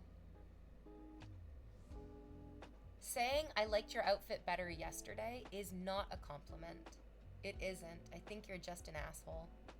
And I think he's just trying to be like, well, it's a language barrier. Like, I mean, to be honest, nobody's forcing you to speak in English. No one's forcing you to say anything. You're the one who's opening your mouth and continuously saying things that are deeply repulsive. Yeah, wow. I've had it just happen far too often. I'm assuming that person was a man. I just had it happen far too often that men think, I am giving you this wonderful gift. Why are you not appreciative of it? Like, you're not giving me anything other than your opinion, and it is not a gift to have the opinion of an idiot. What a stupendous confectionery. Because I'm a strawberry shortcake today? That's right. I'm all peaches I'm all strawberries and cream. That's honestly so hard to wrap my head around. Like, imagine the sheer amount of maliciousness in a person. Hits my vengeful justice dial to a high violence mode. I don't know. I'm angry now. It's ridiculous. That's good. The anger that you're feeling is the recognition of the violation of your values. And that means that when you are out and about in public and you see somebody being an asshole or a dick, it means that you stand up for them. It means that you use that anger in a positive way to move you towards what feels right to you. So there's a dude who lives downtown, somewhere around where I live. And during the height of the pandemic, he would scream at people. He would just scream at people for wearing masks. And there was one day where I was walking around. This guy is older than me. He's a man. And he biked past me while I was wearing my mask. Mostly because it was cold. I don't even think I was wearing a mask because it was like the height of COVID or anything. And also, like, if you're just walking around out in public, I don't know if you necessarily even needed a mask at that point. It's mostly for going inside buildings and getting closer to other people. But anyways, as I was walking around wearing this mask, mostly for warmth and because it's my face and my body, this guy biked past me and said, diaper face, you're wearing a diaper on your face. And I mean, my first immediate reaction is, wow, how brave of you, just like biking past a random woman on the street and just screaming at her as you go by. I didn't say anything. I didn't react. I didn't like it. I felt very weirded out by being called out in that way. But months and months and months later, I'm walking through downtown and I see him and I'm like, oh, there's that asshole again. And then he bikes past another person. This time it was like a young brown man, I think. Because I was a little bit shocked that I was like, yo, this dude's gonna just like scream at anyone. He's not like even nitpicky about man, woman, white, black, brown. He's just gonna scream at anyone. And so he opened his mouth to start like screaming the same thing at this dude. And I opened my mouth, I raised my said, fuck you, asshole! Our body's our choice! Wear the mask! Fuck you! Fuck you! It felt so good. It felt so good. I was like, you are violating my values. My values are that it is my body, it is my choice, it is his body, it is his choice. We can do whatever the fuck we want, and fuck you. Fuck you! Oh, it felt so good to scream at him in public. I know that like other people who weren't paying attention must have been so confused by it, but the guy who was wearing the mask looked genuinely appreciative. Genuinely looked appreciative because he was just alone being attacked. And then all of a sudden he wasn't alone. All of a sudden I was there right next to him being like, you are allowed to do whatever the fuck you want and fuck this guy for raising his voice at you in public. Oh my God, it felt so good. It felt so good. I've seen him around the guy who was screaming. I've seen him around, but I haven't seen him harassing anybody else. And so I've also just left him alone and just like not said anything. I did have the desire to scream at him the next time I saw him, just because I don't like that man. But I was like, I'm not gonna start stooping to that fucker's level. This isn't about harassing people. This is about defending people. If he did that to me, I would knock him out. He was biking by. You can't. And then also, like, you definitely are not allowed to lay hands on somebody because they yelled at you. That is very not allowed. Yeah, you would get yourself in more trouble, which don't do that. Jack Grimble says, those kind of people are why any style of kickboxing was invented. Take them off the bike in style. But you guys, he's not biking on the sidewalk, he's biking by on the streets. So like, you guys, you can't physically get to him, which is also why he feels confident in screaming at you, because he knows that he's like, you can't catch me, motherfucker, I'm on my bike. Bike. Our bodies, our choices. Exactly, Scooby-Goo. With the John Cena theme playing in the background. I don't think I know John Cena's music. A level of classlessness rivaled only by whoever that is. I don't know who that person is. I don't understand it. Would definitely try wearing a diaper on my face after hearing your story. Puzzle, you're gonna wear a diaper on your fucking face because I fucking told you so. Yeah, you're gonna do it because your mistress demands. Mr. Rogers would be proud. I think Mr. Rogers wants us to scream at people who are harassing others for living their own lives. I think that's what Mr. Rogers wants. My Twitch parental controls kicked in. Blessed suffering. Oh, woo! Which one of you fuckers wants me to bless you with suffering? Give me 5 subs and I'll tear your cock off. I believe many people often have delusion that people won't remember the previous moments and don't realize repetition is a thing. Wait, in what sense do you mean? Which repetition? I know. You sad, disgusting idiot. I wouldn't even tear your cock off. I would just push that little button of a penis back into your body and turn you into my bitch.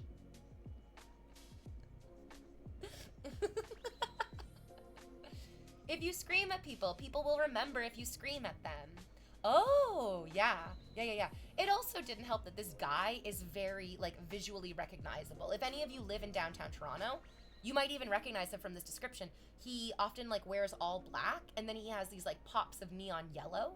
So, like, the most astounding, confusing element of this guy screaming at me about wearing a mask in public by myself was that he had bright yellow dyed hair. He had bright yellow nail polish. I was like, so you understand the value of doing whatever you want with your body, but you can't understand other people doing what they want with their body? He literally looked in the mirror and said, I'm gonna choose to dye my hair yellow, but I'm gonna hate anyone who chooses to wear a mask on their face. Like, these are the same things. These are the choices that we make because it's what makes our bodies feel good. Dyeing your hair, wearing a mask when you're out in public. Also, wearing a mask out in public was a huge fucking boon to, like, correct me if I'm wrong, everyone who feels social anxiety. Did you all feel it as well? I definitely felt it. I get some social anxiety for real. And I loved the fact that I could wear a mask, put a hat on, and just have this, like, little bitty space of privacy right close to my body. I loved the huge relief of social anxiety that wearing a mask gave me for those few, like, months. Yeah. Holy, cock tearing works. Yeah, even better, says Not Soap. Oh, Not Soap. Let's see, how can I switch your username? Not Soap. Oh, you're Nut Soap. The only thing you're good for would be washing the balls of better men. That's your job now. Your job is to wash the balls of better men. Oh, congratulations. That is your purpose. That is your intrinsic purpose in life. Don't ever forget it, you fuck. I won't let you forget it, I promise. I'll scream it at you from my bicycle. Pikachu. You know what makes me so sad? Pikachu's a glass cannon. I caught a Pikachu early in my replay of Pokemon Legends Arceus. And I was like, yay, Pikachu. It was even a female Pikachu. I loved it so much. I love my female Pikachu. But then you realize that, like, yeah, Pikachu is fast, can do a lot of damage. But if Pikachu gets hit once, it's like fucking game over. She's a glass cannon. Makes me so sad. because I love Pikachu. You look like I'm liable to steal the pie you made off the window seat. Oh yeah, I get what you're saying, Danceable Beats. I asked you not to mention the yellow hair dye thing. You get nothing from me, Blockchain. You get nothing from me. But V, it's a choice he doesn't personally like, so it's different. Sarcasm. Thank you, North, for the sarcasm. Overhead headphones help me with that too. I can just like not even be playing anything on them. Oh, Rightus, I don't know if you recognize this, but I feel like that's a privilege of you being a man. I would love Pokemon Legends Arceus. I would love to be able to wear my over-the-head headphones out in public, but I'm gonna tell you this, and some of you are not going to believe me, and this is just like the universal experience of women. When I go out in public and I wear headphones that you can see, men will walk by me and whisper disgusting, vile things. It turns them on to be able to say disgusting, gross things to me, and because they think that I can't hear them, they'll do it. I never would have imagined that would have happened, and it happened all the fucking time.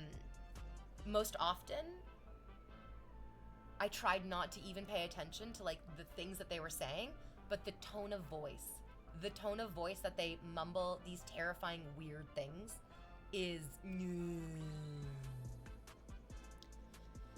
Steve, thank you for the sub. Thank you. I much prefer men just throw their hard-earned cash at me rather than their hard, unearned thoughts. I felt it was necessary to clarify the sarcasm given the limits of written word and our brainwaves not meshing. It's good. Yes, I mean, North, it's just all about communication. It's just all about communication. Yeah. Oh, damn, I'm so sorry. Does the headphone thing really work? What do you mean, in which way? For Rightus or for me? I think it's the same. EFX, what does EFX mean? Of the weird people on Twitch. We gotta make you wear some of those, like, spy sunglasses in order to catch them on film. Oh, no. No, I don't know. I don't think we should burden ourselves with the idea of them. Like, whether it's the idea of preventing it or stopping them or bringing them to justice. I think it's probably just better for us to just go, damn, what the fuck, and then move on. And then move on along. Steve says, looking amazing as always today, V. I haven't been able to catch stream in a while. I know, we've missed you. Your presence has been missed.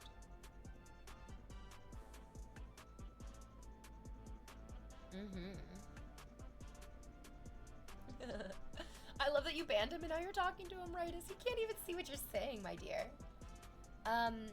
The spy sunglasses. I don't know what the legality of wearing recording devices is in Canada. I know. Blessed Suffering says, effect. Oh! I think that's the same effect of like weird people on Twitch. I often wear headphones and pretend I'm listening to music, but I'm actually paying attention to the people around me as I'm just walking around on the street. I'm happy that there's not creepy weirdos who are saying creepy weird things to you, because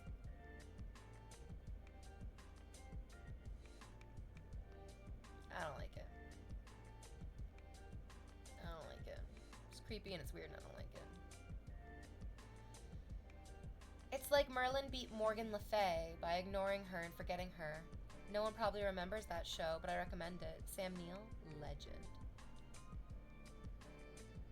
Oh my fucking god, I love Sam Neill as Merlin. Is this a TV show? Yeah. Remembers that show. I don't remember that show. I don't know what you're talking about. If it's in public, wouldn't recording be fair game? I don't know. I think so. I think if you're out and about in public and somebody comes up to you and like does fucking weird, creepy things and you record them doing it, I think that's pretty fair game. But also, I don't know. I don't know what the legality of anything is.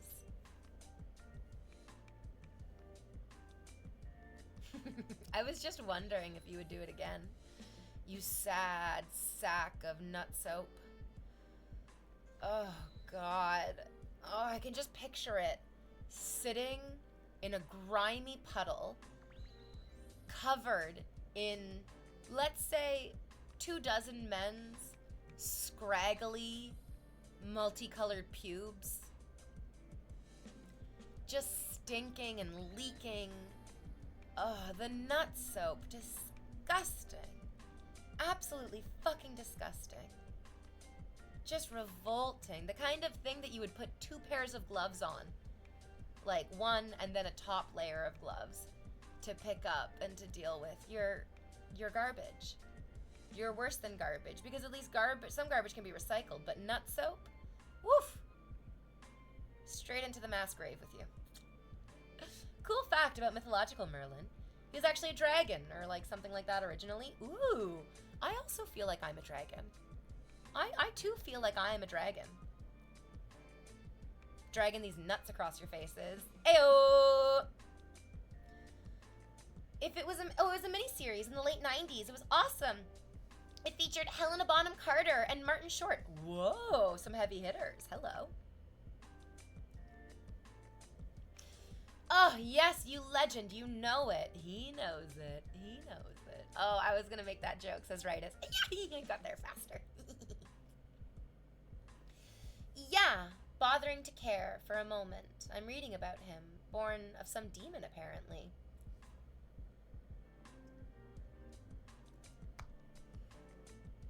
Speaking of Born of a Demon, do you guys like horror movies? I have an amazing recommendation for a horror movie. Have you seen the most recent Omen movie? It's like an Omen prequel. It's set in Italy in the 1960s, and I mean, I think one of the things that makes a really phenomenal scary movie is that it gives you a beautiful, idyllic world, and then it turns it right on its fucking head. So I think it's The First Omen, I think it might have been called. It's so good. So it's set in the 1960s or like early 70s in Italy. It was so well done, and I especially like it because it's like weird, it's creepy, there's like a lot of strange stuff going on, but it's also so like bizarrely comforting in that you're like, oh my god, I love Italy, like it's so beautiful and the culture is so incredible, and they did a really, really gorgeous job of showcasing Italy in that movie. And then on top of that, they're like, demons! Demons, demons, demons, demons, demons, demons, demons, demons, demons. I love it. It's so good. The Omen 3 also starred Sam Neill. His dedication to horror movies is legendary. I love it. I love it. I love it. It makes me so happy that he loves. Yeah, it is The First Omen in 2024. It's amazing. It's one of my favorite horror movies of all time because I love Italy and I love demons. It's so good. What an etchy stream this is. Sam Neill in Event Horizon. Oh, I love it. I love it. I love it.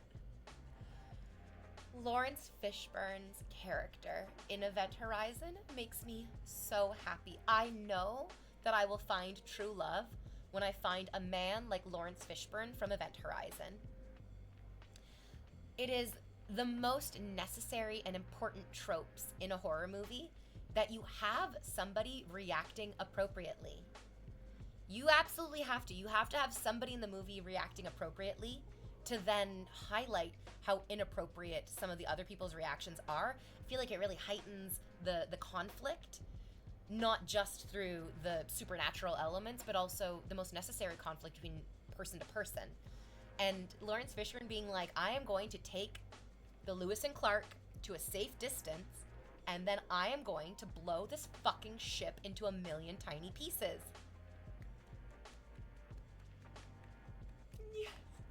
Yes, my king. Yes, my king.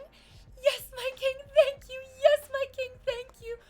It's just like, the movie is so well crafted. It's man versus man. It's man versus the devil. It's man versus technology. It just like, bam, bam, bam, bam, bam, bam, bam. Conflict, conflict, conflict. And none of it feels like stupidly manufactured. It's just, oh, it's such an exquisite thing. I love it, I love it, I love it. I watched Event Horizon and Annihilation in the same evening, and it was a trip. Jesus. Jesus. Jesus. That's I mean, get a pap smear on that same day and you've hit the perfect trifecta of intense experience. It's break time! That movie set the standard for sci-fi horror genre and it's still in effect today. Woo! I would say it raised the bar, which I think is the same thing as like setting the standard. It raised the bar intensely.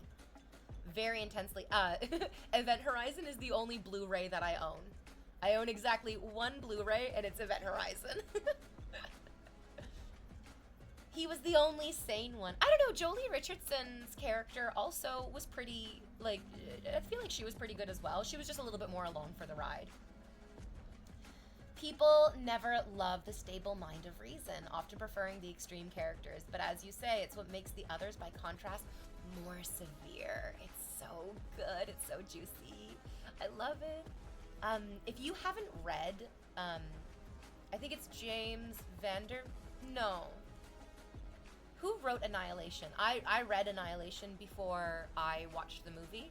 I think I read all three of them before. No, not before. Maybe before the movie came out. The book is very different from the movie, but the book and the movie I feel like are both very good. Both very good. And then here, this is my fun factoid from the time of Annihilation. I know you guys have heard this story before if you've been in my stream, but if you haven't, listen to this. I used to work as the coat check girl in a very fancy, rich restaurant. Like, this is the restaurant that, like, billionaire corporate CEOs go to on the regular. It was a very fancy restaurant.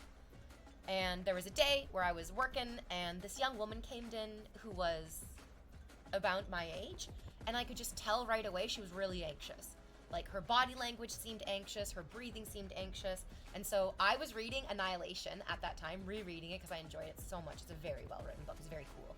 Also, I think you need to reread it. Oh, James Vandermeer. I was thinking of Jeff Vandermeer and James Vanderbeek, who's an actor. I was getting them conflated in my mind. That's so funny. Jeff Vandermeer. Yes, very good. So this girl comes in. She's about my age. She looks really anxious. And she's like, I'm meeting with some really important clients to talk about a big project. And I feel very, very anxious. And I was like, girl, don't worry about it. I was like, you are here early, you look amazing. They are not gonna think anything other than they are so lucky to be having a meal with this beautiful woman and the business will just come along. And she was like, oh my God, thank you so much. Like, I was not expecting the coat check girl to give me like a boost, a big like, good, you're doing a great job thing. And I was like, yeah, bitch, it's my fucking pleasure to do it. And then the other people come and it's like a bunch of old white men and they go and they sit down in the restaurant, they have their meal. They're all coming up to leave and she stays a little bit behind afterwards and she goes like, thank you so much for that pep talk. Like, I was way more relaxed in the meeting and I think it went really well. And I was like, yeah, my pleasure, absolutely. And she asked me, she's like, what book are you reading? I was like, oh, I'm rereading Annihilation. And this girl's face exploded in joy. She was like, those men that I just met are the producers and the studio representatives for Alex Garland's movie, Annihilation. And we were talking about the Canadian promotion of the film. That's why we were meeting today. And she took a picture of me with the book and texted it to Jeff Vandermeer.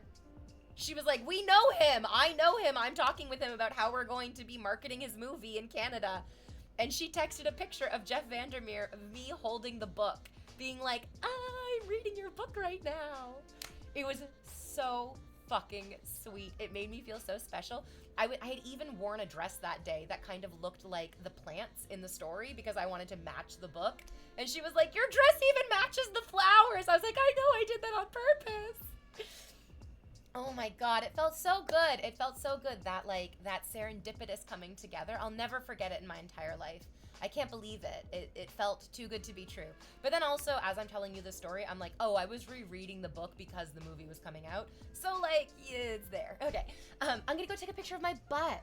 I'm gonna take a picture of my butt. You know my butt? Yeah, you know my butt. I'm gonna take a picture of it for you. Enjoy.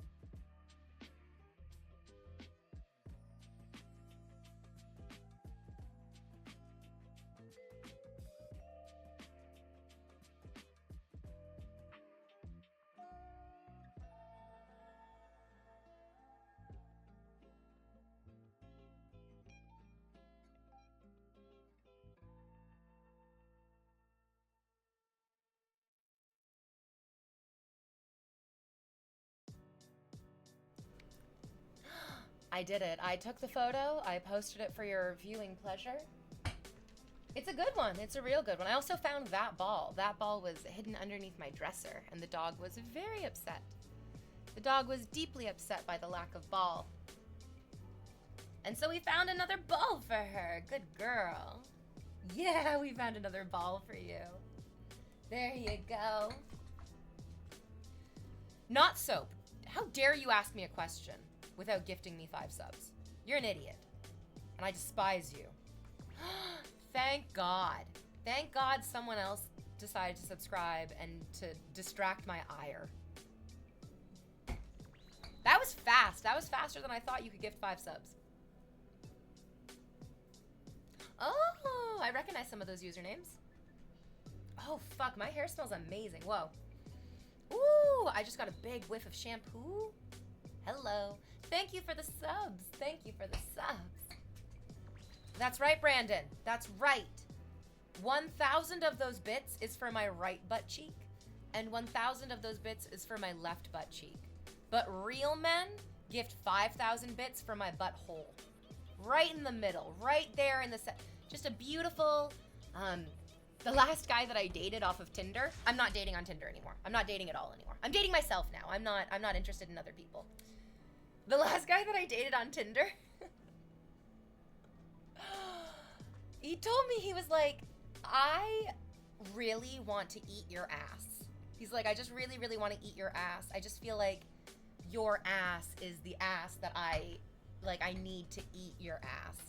And I was like, okay, good that you're telling me this. I'm like, having never eaten my own ass, I'm like, I don't understand exactly this desire, but it's okay. And then I still feel like I'm blushing and overwhelmed by it. I showed him my ass, my entire ass, and his response was outrageously kind. He was like, you have the most perfect asshole. And I'm still riding that high.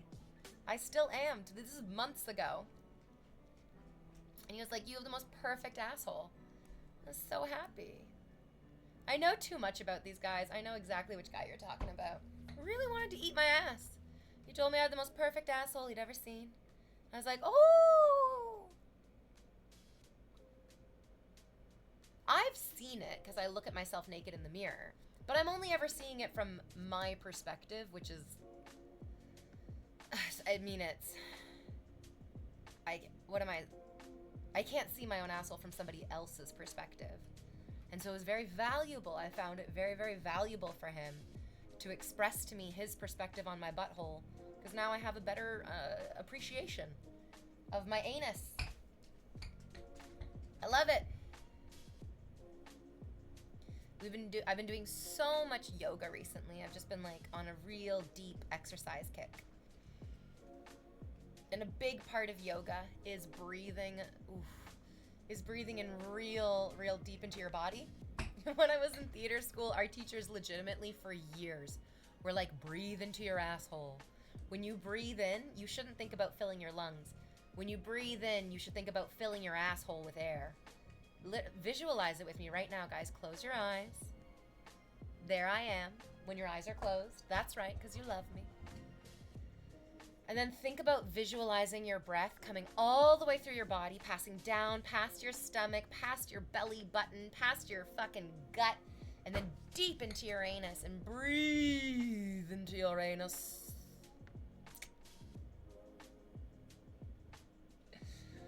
The butt breath, exactly. The butt breathing is very important. You gotta breathe into your ass. And then I went to physiotherapy earlier this year just to like work on some of my alignment and some of my like sensations in my body and like tension that I was unnecessarily holding in various parts here, there, and everywhere. And and it was great. My physiotherapist was like, talking about breathing into your asshole, talking about breathing into the bottom part of your body is legitimate, is absolutely legitimate. You have a large flat muscle that goes all the way across underneath your body, just underneath your lungs, and it's called your diaphragm. And then sort of mirroring that on the bottom part of your guts, like underneath your intestines, underneath your kidneys, underneath your liver, underneath everything, is your pelvic floor. And so you have the top part of it here, which is your diaphragm, and then you have the lower part of it underneath, which is your pelvic floor. And to do diaphragmatic breath, to do like big, deep asshole breathing, you have to think about your lungs pushing down, and you have to think about your pelvic floor pushing down. And that's literally how it goes inside your body, that these two flaps of muscle will move your internal organs like this and give yourself this big, beautiful space to breathe into. It sounds like hippy-dippy nonsense, but it's based in fact and science. It really is. We dissected a lot of cadavers to learn these things. Yes. So it's important to use these parts of your body because other people have died for us to learn about them.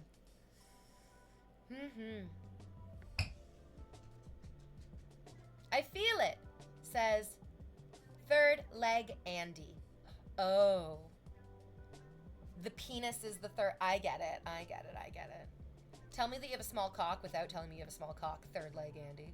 Wait, do we visualize filling our assholes or someone else's asshole? Both, Puzzle. Very good question. The answer is yes. Think about filling your own asshole as you are also thinking about filling another's asshole. That's what it's called, the give and take, that we hear so much about. Yeah, I got it. The tension's in the butt. The butt breathing. What I've been noticing, and I don't know how to... I'm kind of struggling on how to get over it, is that when I breathe in really deeply, I'm holding right here in my throat. Like, kind of like where my neck meets my collarbones. I feel like when I'm breathing in, it's like I'm tugging right here really hard. I don't exactly know why that is, and then therefore I don't really know how to stop it, which is kind of frustrating. Sam Dog says, I really don't like it when someone jumps in the elevator and pushes all the buttons. It's wrong on so many levels.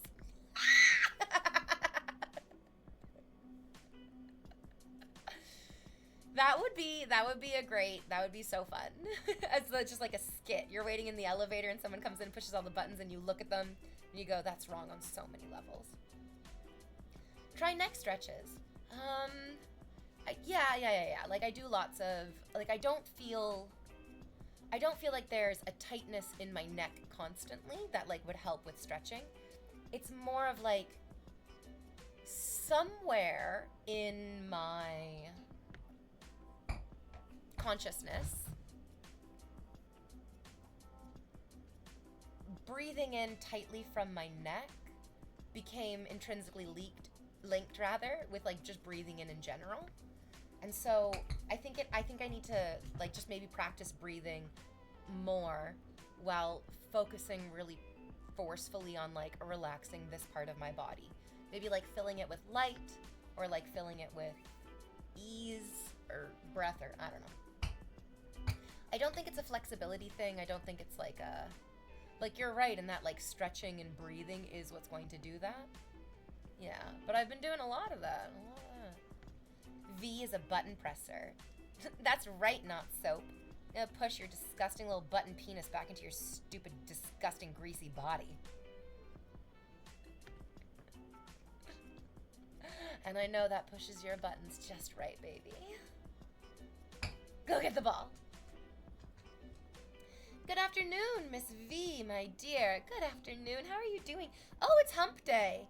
We did it. We made it halfway through the week. How has this week been for you?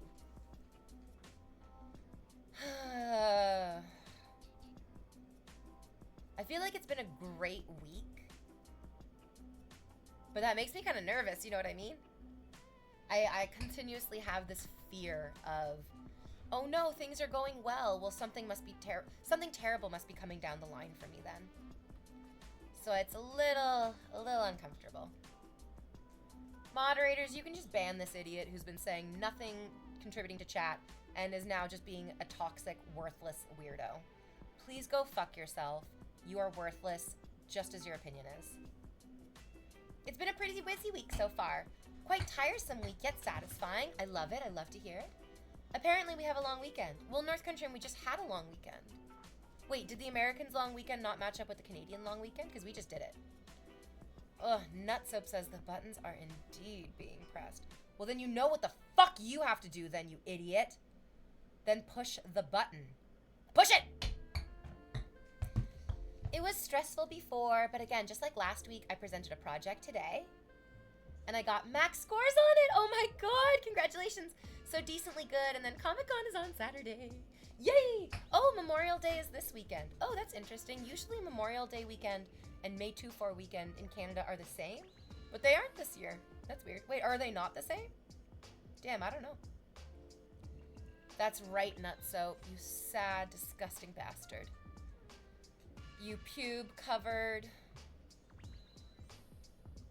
fat idiot. Because soap is made from rendered fat. Or at least it were in the day.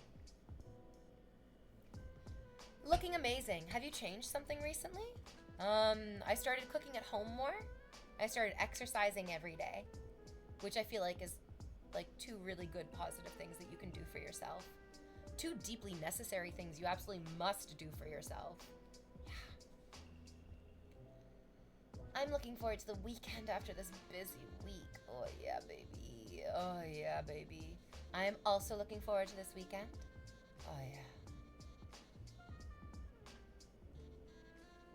Because I'm really hoping that the warm weather might come back and I might get to go to the beach again. Never been hotter. That's right, baby. Probably last Monday in May versus specific day thing. Maybe, yeah. Might be the exercise then. What kind? Just gym? No. I don't go to the gym. That's where you get sexually harassed. I just work out here in my living room. I really enjoy it. The privacy. Oh, the beach that I go to is on a lake. But it's one of the Great Lakes, which is very deep, like an ocean. Not actually a deep like an ocean, but yeah.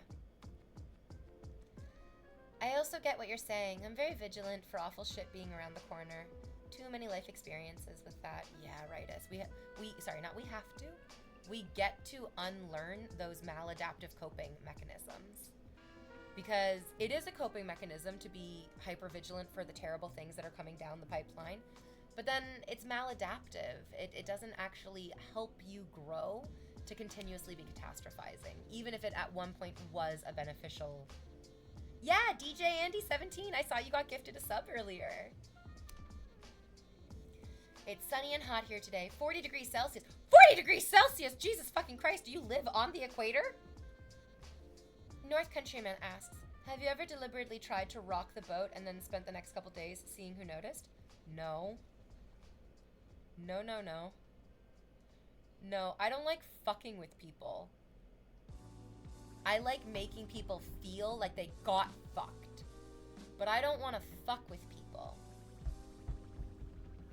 Have you been harassed at the gym? I've never not been harassed at the gym. Settle in, my dear darling ducklings, and let me tell you the story of going to the gym and exercising. And because I am a natural human woman, I sweat. And I got up from the exercise machine that I was using, walked to the side of the room to get a paper towel and the disinfectant spray. I turned around to go walk back to the machine that I was using, and there was a man standing there. This creepy dude in like a bright red t-shirt, I think, or maybe it was yellow. And I was about to call out to him to say, just wait, I have to sanitize that machine. And that man extended his index finger, wiped it through my sweat on the machine, and put his finger in his mouth.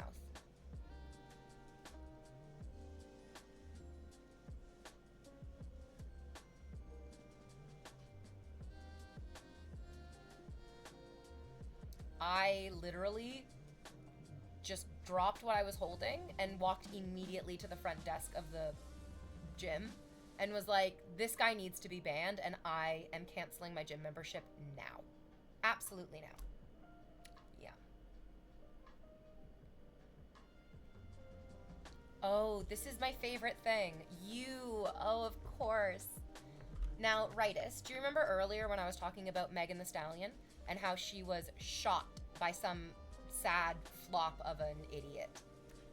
And there were people online who would say things like, that wasn't real. That never happened to you. You're lying about it.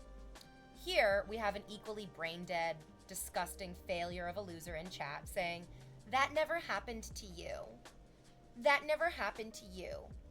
There was no man who licked his finger after he wiped it through your sweat on the machine. First of all, you sad, worthless fucking moron. If I was going to lie about a story, I would make it much better than that. I would have lied and said he put his whole face down and licked it off. That would have been a better lie, you know what I mean? But it isn't a lie. I'm telling you the truth of this story. And you're just a sad, worthless idiot who nobody would pay attention to unless he spoke in this disgusting, derogatory way. So, congratulations on being a failure. Yeah. I don't need to fabricate these stories. I don't need to make them up. They really actually happen. And they really actually happen all the time. To tons of people. Yeah. It just is crazy to me that because you have never walked a mile in my shoes, you just automatically assume that you know everything about my life is pretty fucking crazy. Pretty fucking crazy. Hello, Marcel. How are you today?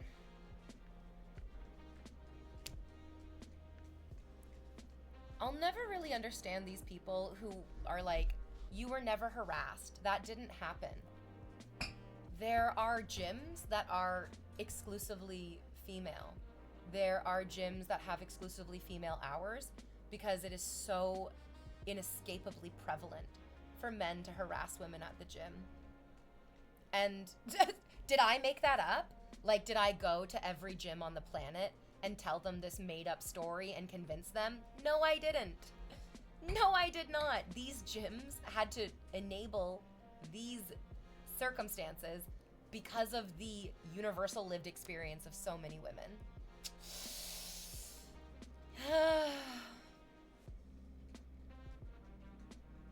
Wild. Such a wild thing. It's like that time that I was walking Bao. And this random dude said, "Your dog is sexy."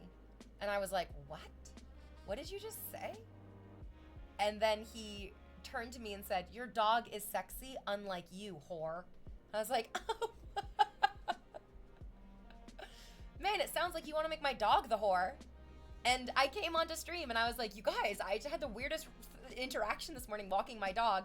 This guy was like, "Your dog is sexy, but you're a whore." And then people on stream were like, "That never happened. You're lying. That wasn't real. That didn't happen."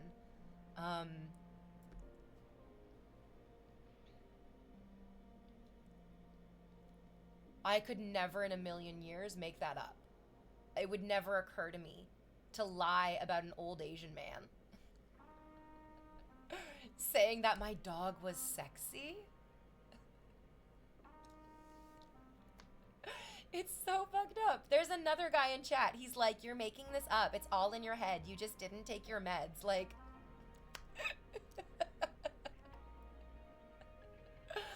Oh my god. It's,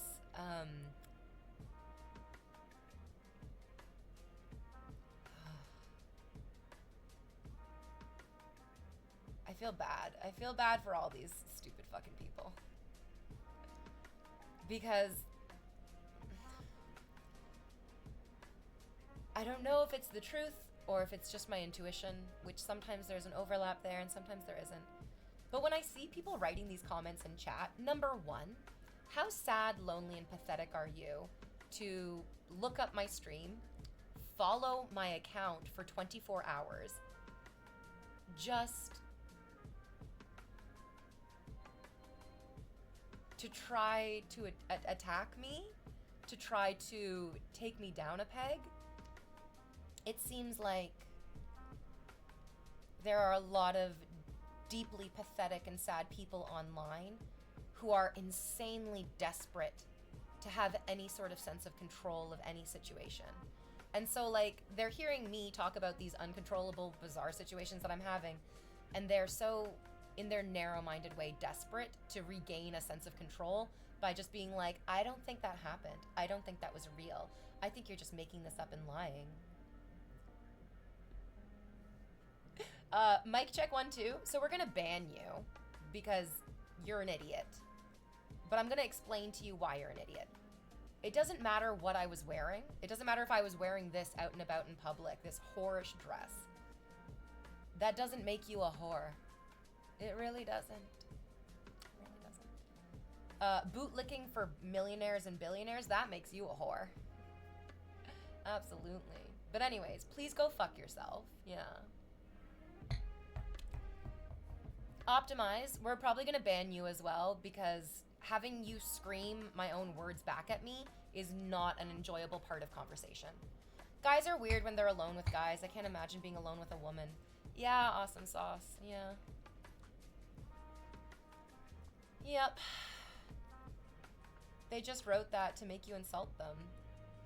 I mean, it worked. Congratulations. Now you're banned from my stream.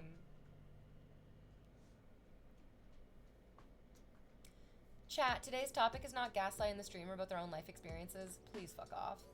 Does it feel like we're at a point in time where it's not on camera recorded, it didn't happen? You know what the difficulty with that is that you can have it on camera, you can have it recorded. And people will still say that's not real, that's AI, that's CGI, that's nothing.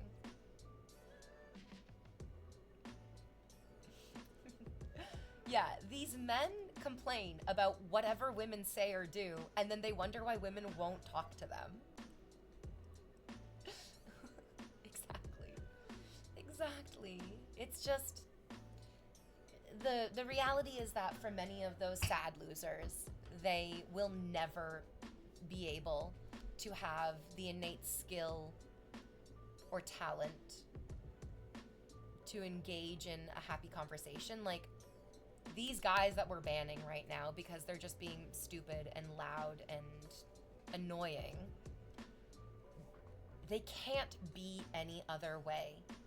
It's not like, I mean, because sometimes I'm like, why would you choose to be this way? And I need to remind myself that they're not making a choice about being this way. They are so one-dimensional, they are so shallow, they are so truly inhuman in their own selves that they have no choice but to be this way. Like, nothing that I say is going to hurt them more than they are obviously hurting themselves. But it does just feel good to, like, use my language in an aggressive way towards people who are trying to use language in an aggressive way against me. Yeah. Yep, it's a busy day. Yeah, I mean, there's no saving them. There's nothing for them. I don't get it.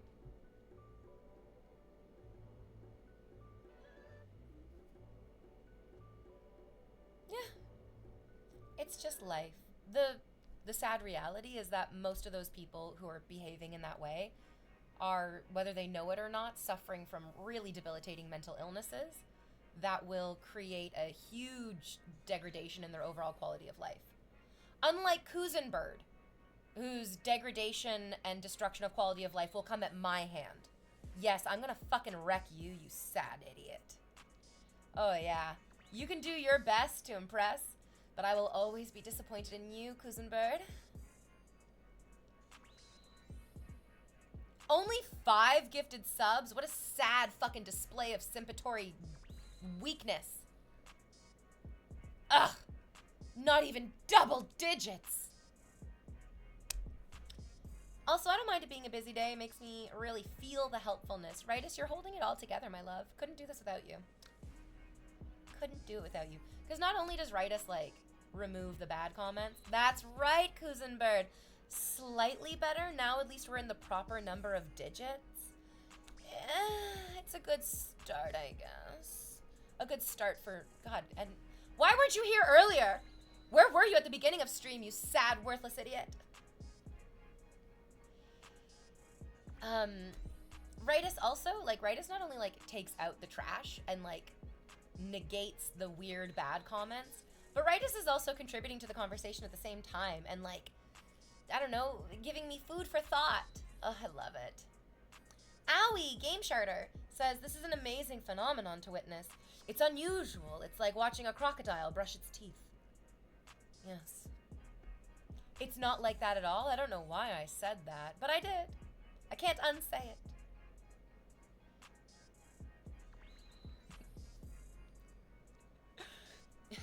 Yeah, I mean the donations. Oh, I don't even. Oh, okay, I don't get it either. Yeah, I especially don't get it. It seems pretty normal to be like a sexy woman on the internet making money.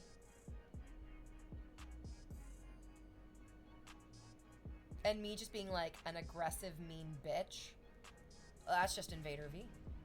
That's just Invader V, baby. That reminds me of the birds that clean the crocodile's teeth. I don't know what is going on with me, but I think I've been seeing a lot of crocodile videos, or maybe there's alligator videos, I don't know. All of a sudden, I'm like, I want a pet crocodile. I want a pet crocodile. I feel like we'd understand each other. In our shared cold-blooded kind of way. But you're not just sexy, you're also interesting. There's a lot of sexy women on the internet. That's true. That's true. I think when you say interesting, I think you mean opinionated. I'm like very opinionated. And there's unfortunately a trend for women to have their opinions just quieted down. I fight against that. I'm a very opinionated cookie. Yeah. The crocs are out and about now more since it's warmer. We don't even have, I don't think you can have a crocodile in Canada. I don't think we have crocodiles in Canada or alligators in Canada. Do we? I've never looked it up. I've also never, I don't think I've ever seen one. I'm pretty sure the first time I saw a crocodile and or an alligator was when I went to Florida as like a little kid to go on vacation. Brian says, I don't write much in chat, but I'm rooting for you. Keep going like this. Love from Italy. Oh, yay. Yay, I love Italy. Having gone to Italy, I absolutely understand why Kim Kardashian was like, Italy is my country. And she got really mad at her sister for getting married in Italy as well. Because Kim was like, Italy is my marriage country. And it's like, yeah, it's so fucking beautiful. The food. Okay, if you are Italian, I might say this and you might be really offended by it. And I'm gonna preemptively apologize if I offend you.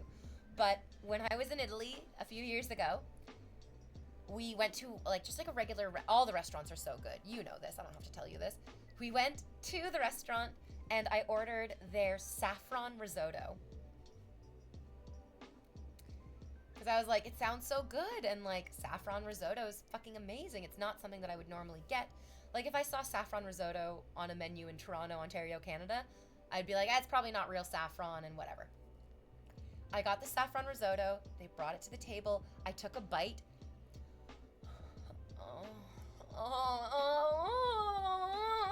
So good. It's even still so good years later just thinking about it. But also my first and immediate thought was, oh my God, it's like the most gourmet mac and cheese I've ever had in my entire life. I don't know why, but I was like, it tastes like gold medal mac and cheese. And like I'm eating it and I'm thinking this and I'm like, don't say this out loud. Don't say this out loud. It's rude. It's rude to say this tastes like gold medal mac and cheese. And I was in Italy with my ex-boyfriend, the Big Turk. And the Big Turk was like, let's try each other's meals. And I was like, yeah, try it. It's so good. And he takes a bite and he goes, babe, don't judge me for this. But is this like really good mac and cheese? And I was like, yes! I was so happy that he said it. I was so happy that he said it. I was like, yes. This is exactly what I was thinking. I did not tell them. I did not tell the restaurant this is like gourmet mac and cheese. They would not have liked that. But also, please do yourself a favor. Look up which country in the world eats the most mac and cheese. Hi, kitty. My pretty kitty. Look at this kitty. Look at this beautiful, precious, black void of love. If you said that in the restaurant, you would have been kicked out. Yes. When they came by and they're like, how is your meal? It's like, it's delicious. It's so good. I did not tell them. It's like gourmet mac and cheese. They definitely would have slapped the food out of my mouth and maybe kicked me out of the country. Yeah. Maybe just a little bit of getting kicked out of the country.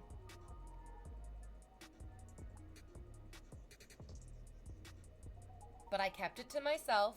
I only whispered it to the guy that I was with, and hopefully they'll let me back into Italy if they don't see this Twitch stream.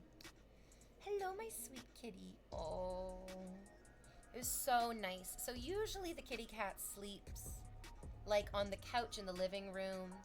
Um, Sometimes she likes to sleep in my closet because she can like go behind my laundry basket and there's like a really soft, I have like an old pillow with like an old duvet wrapped up inside of it. And so sometimes she'll sleep in the closet, sometimes she'll sleep in the kitchen. She likes sleeping on her little cat tower in the kitchen as well. But every once in a while, when I'm very, very lucky, she'll sleep in my bed with me. And last night, she must have been feeling so affectionate. Oh, I'm getting kisses. Yes, she's very affectionate, which kind of makes me feel worried that she's about to die soon. Because I'm like, oh my God, you're getting so affectionate and so chilled out. Are you passing into death? But last night, she was like curled up on my bed.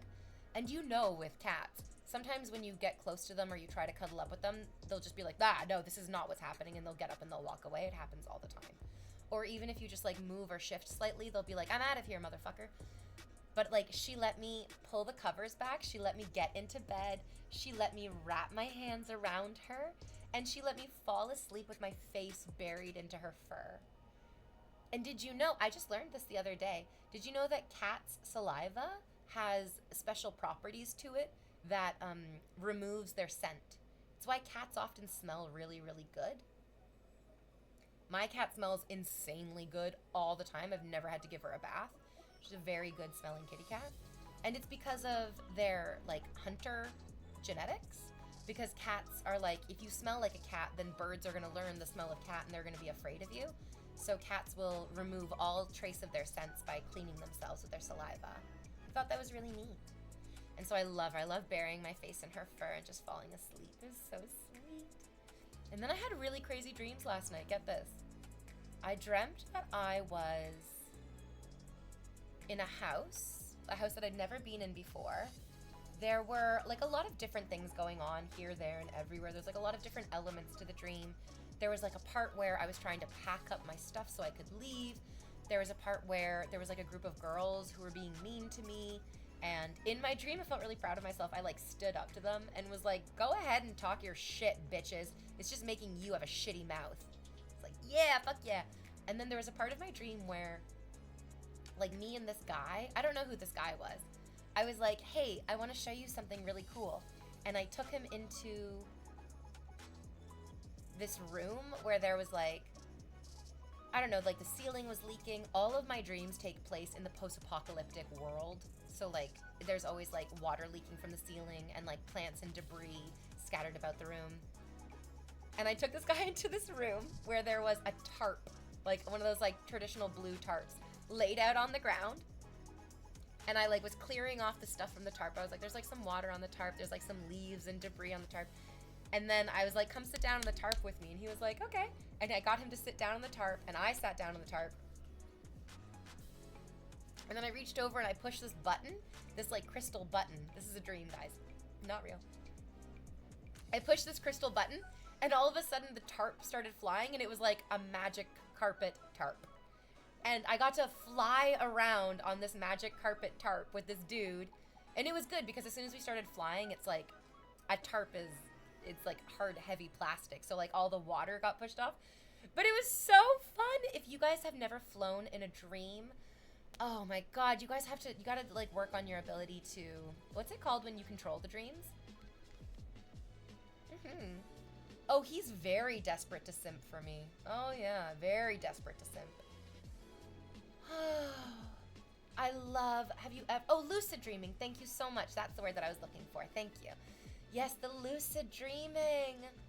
Oh, I love flying in my dreams. It's so fun. And like, I still kind of have that feeling in my mind of, we were flying through the streets that I live on, and in Toronto, there's a lot of trees. And so we were like flying below the canopy of the trees and like above the cars driving on the street. And it was so fun and so weightless and like, I can show you the world, shining, shimmering splendor. Tell me, princess, now when did you last let your heart decide? Oh, I love it, I love it, I love it, I love it. It was so fun. It's great. So good. I used to be a professional Disney princess, so like singing these songs were like a big fucking part of my life, yeah? While I was, so on Friday, I had my first threesome, yay! But while I was at the nightclub meeting the people that I would eventually go home to fuck their brains out, I was telling them about how I used to be a professional Disney princess, and they were like, what? No way! And I was like, yeah, and it was so fun, like, little town, it's a quiet village. And the girl started freaking out. She was like, what the fuck? Every day, like the one before. Little town full of little people waking up to say bonjour, bonjour, bonjour, bonjour, bonjour.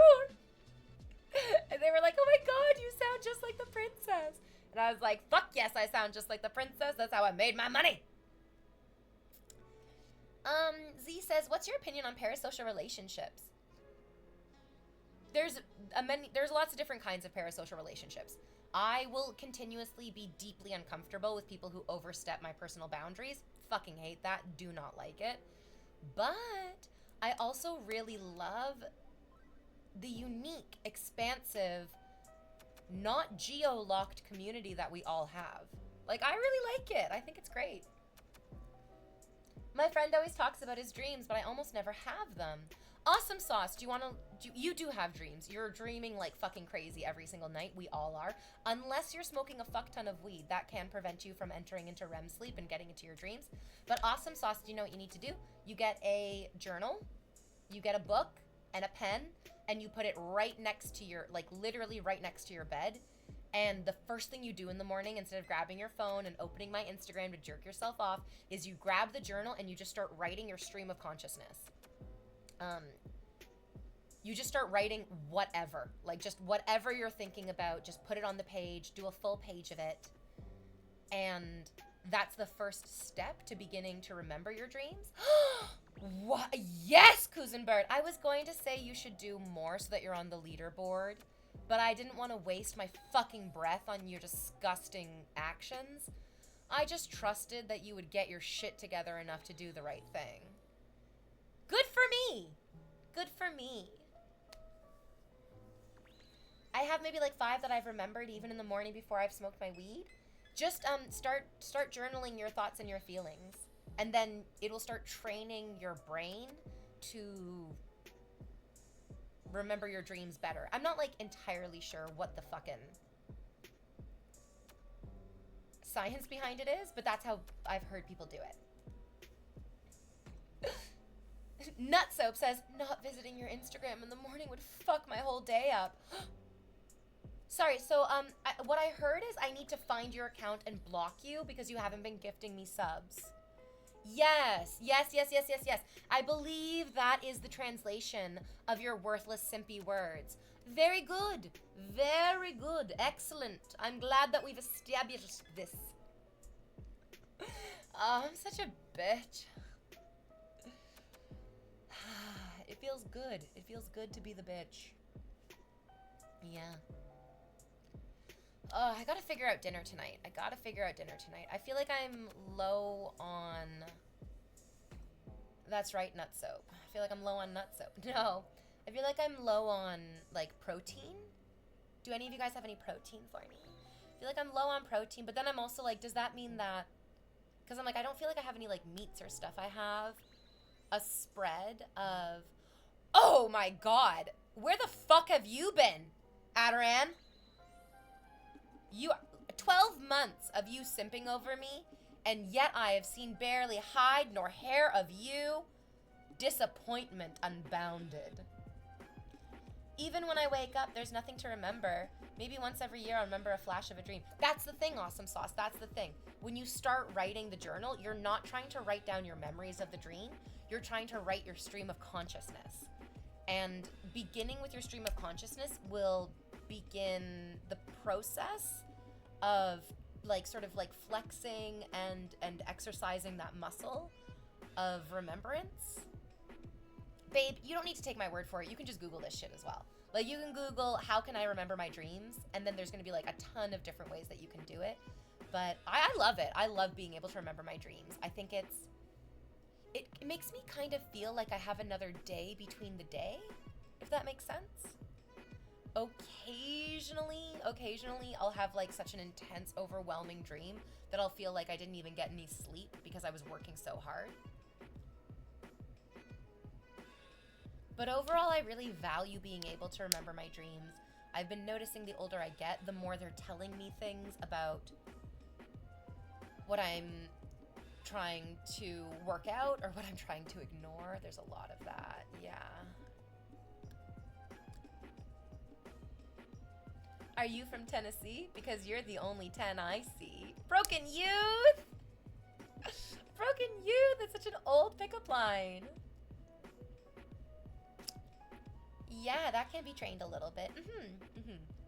It's like I think writing the journal the next morning is giving yourself permission to focus on your internal monologue, which I think is going to give you permission to focus on your internal thoughts, which will help you remember your dreams. Did you bring the ball back, baby? Z says, I actually enjoy your streams. I never understood how people watch streams, but I get it now. Yeah, I don't watch other people's streams. I don't get it. I don't get other people's streams. Hi, baby girl. Did you bring me the ball? Oh, she has the ball in her mouth. Oh, yeah, there we go. I wasn't sure if she was actually going to give it to me or not, though. Go get it. Fun Size says, that dress is fire. I love it. I really do love it, yeah. Hi, I love your dog. You mean my dogs or my dog? You can love both, but I only want to hear about one of them. Should I be gifting sub or should I be donating to you? Yes. Yes.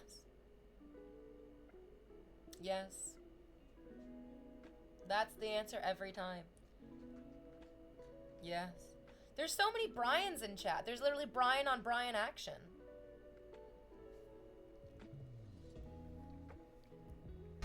Brian, is this just you again? Is it just actually one Brian?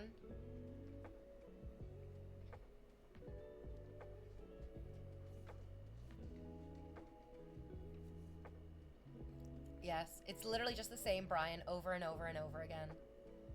God damn. Brandon, change your name to Brian immediately. This is a Brian-only stream, Brandon. Who the fuck do you think you are? Your hair is so incredible, V. It's so soft today. It's so soft today. It's so soft. I love it. I love it. I love it. Oh, so soft. It's hard not to play with it. But then also it being so soft and also so fine means that like occasionally I feel like my hair looks thin and I hate that. It's so weird though because whenever I see a woman with fine, thin hair, I'm like, oh my God, she's so beautiful. I love it. Like everything about her is perfect. And then I look at my own fine, thick hair and I go, you're disgusting. You are disgusting, you filthy wretch.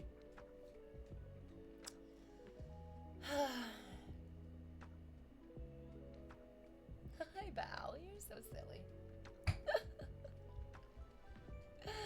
Brian, no matter what you do, I'm just going to keep ignoring you. I'm just going to continuously ignore you. You are just a speck of dust in the corner of my vision. As consequential as a single blade of grass. But doesn't that feel so good as well? I love how insignificant I am.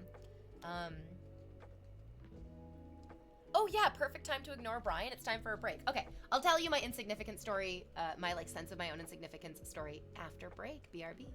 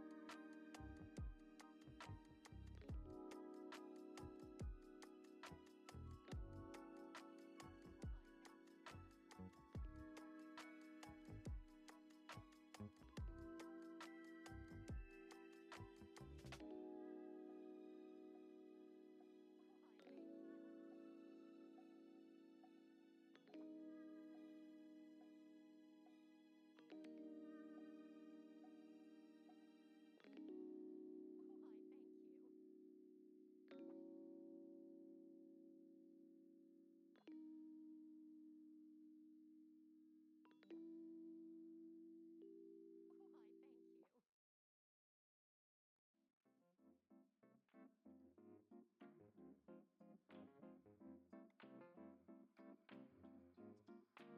my goodness!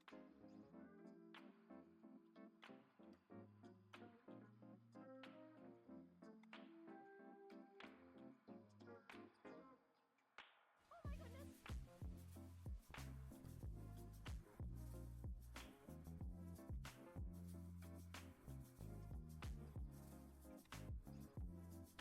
Oh my goodness!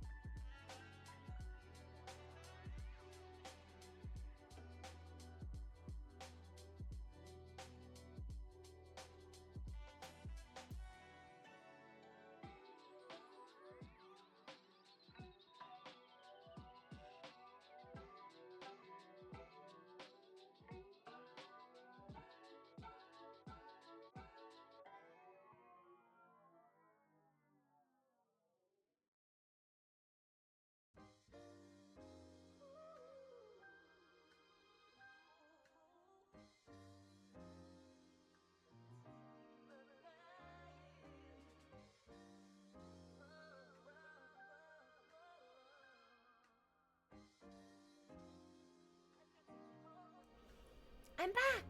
Hello. Did you miss me? I've returned. I've returned to give you more of my thoughts and feelings of the day. I talked a little bit about this at the beginning of stream, but now we're at the end of stream, so let's end by returning. This morning, my friend called me and was like, my internet just went out. I was like, what? He's like, yeah, my internet has never gone out since I've been with Belle.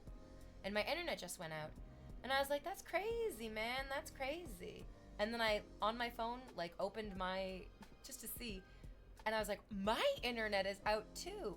And Ontario and Quebec had, like maybe for half an hour this morning, like a full internet blackout. I was like, oh my God, we're just like Spain.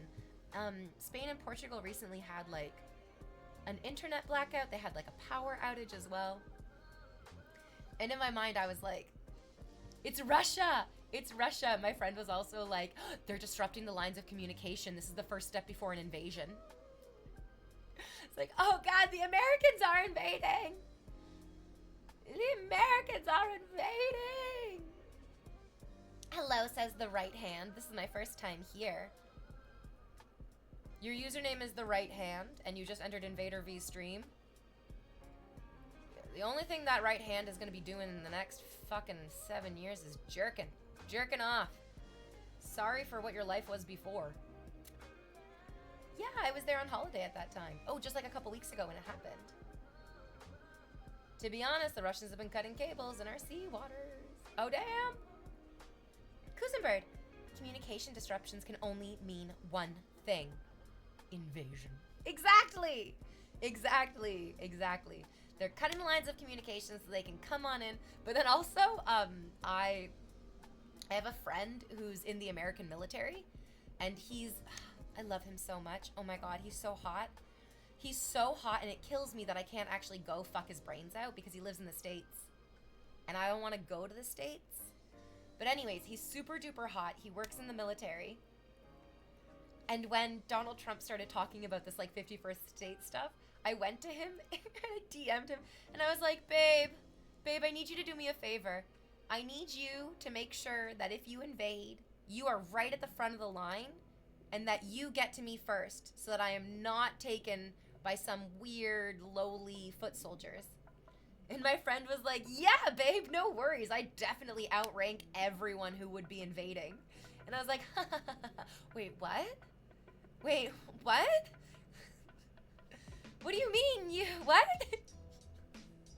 You know who would be the people? He's so hot. I'm a little bit in love with him, to be honest. He's so hot. He has such a beautiful smile. And he has been banned from every single dating app available. He has been banned from every single app. He was telling me this, and I was like, wait, what are you doing to get banned? Why are you being banned? Are you harassing these women?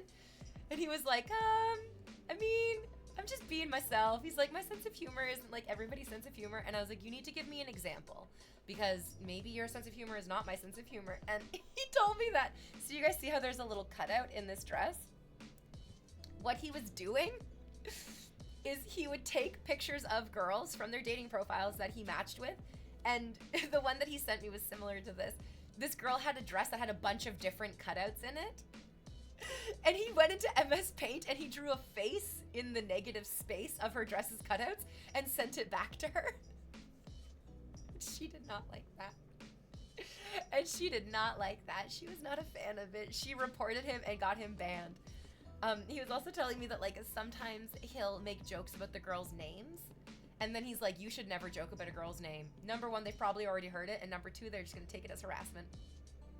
It's so funny. It makes me so happy that he has terrible luck in dating apps because that means he stays beautifully single for all of my erotic fantasies. I love it. Oh, yeah. I was today years old when I found out how Quebec is pronounced. Oh, yeah. Quebec. It's mostly just pronounced, get the fuck out. Get the fuck out of here. They don't want you. They really do not want you. Hopefully not. I'm just getting over that problem. The masturbation problem. You're not going to get over it here, baby. I'm just going to put you right back into fucking a death spiral of jerking. Smooth operator, military man. Gotta say, I outrank everyone. Yes, mate, you do. No, he does. He has the type of job where it's like he is an important person in the military. He's not like a regular dude. Because he's been doing it for like a number of years and he's really good at it. I think he really likes his job. It makes me so happy that he's like, yeah, I like my job. It's good. It's fulfilling. What I mostly love about him are his friends. He has an amazing group of friends. One of their friends is an astoundingly beautiful trans woman.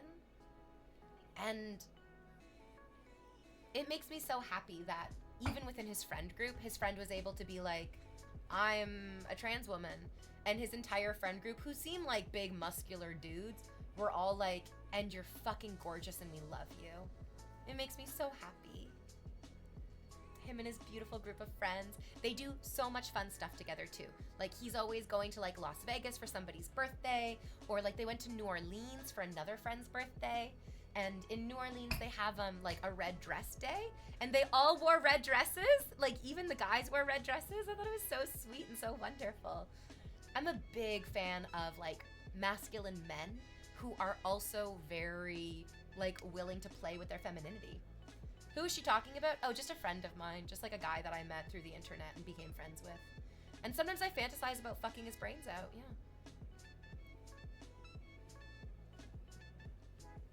Oh my God, says the right hand. Is it a bad thing that I want it to happen? Is it a bad thing that I don't care what you want? Yeah. Oh, he's such a troublemaker. I like him so much. He's Reddit famous too. I don't want to like dox him or anything, but he's Reddit famous as well. That's how I got to know him, because he got like a little Reddit famous and would like post on Reddit, and I would like see his posts on Reddit consistently. And then a couple years ago, I just like DM'd him and was like, hey, I think you're so cute. I think you're so great. And then he didn't answer because my Reddit account doesn't look like it's really me.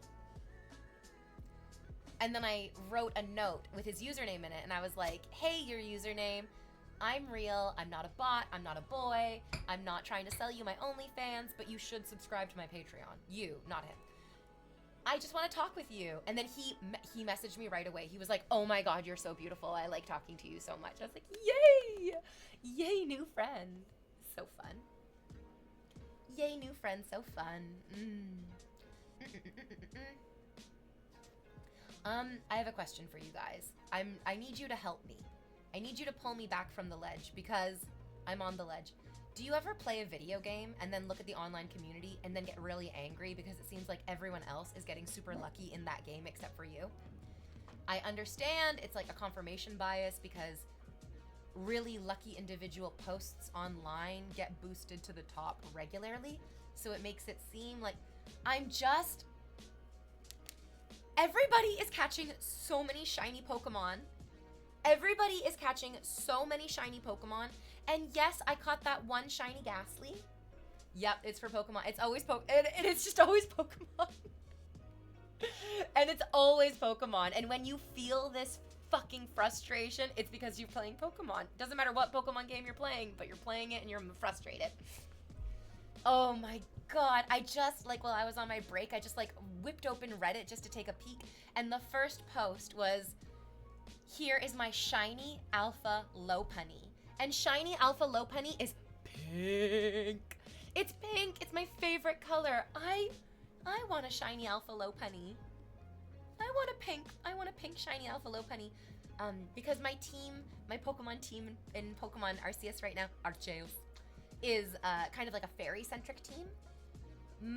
Most of them have fairy typing, except for my Ursaluna. She doesn't have fairy typing, but she does have a fairy move. She has Play Rough, so I'm like, that kind of counts. And she had Play Rough from the very beginning, and she's like kind of like a fairy type Pokemon. She's got that like that magical, mystical aura. The different fruit drops in Animal Crossing, but then I did just Treasure Island, and it's all good again. Yay! I haven't been to a Treasure Island before, North.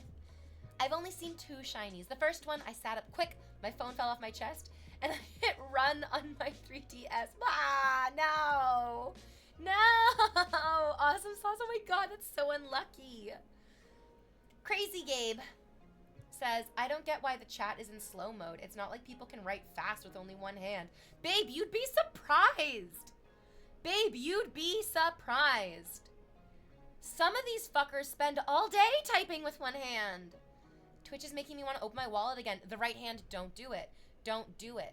Don't do it the right hand. Don't do it, because once you start doing it, I'm never gonna let you fucking stop. You're gonna be mine for life. Don't do it. Question. Is there a way in Pokemon Legends Arceus to kind of pay for a better drop percentage? I haven't played, that's why I ask. No. No, no, no, no, no, no, no. No, I don't think so. That feeling when you really need a peach, I'm the peach. Some chatters just chat too much. Some chatters monopolize the conversation.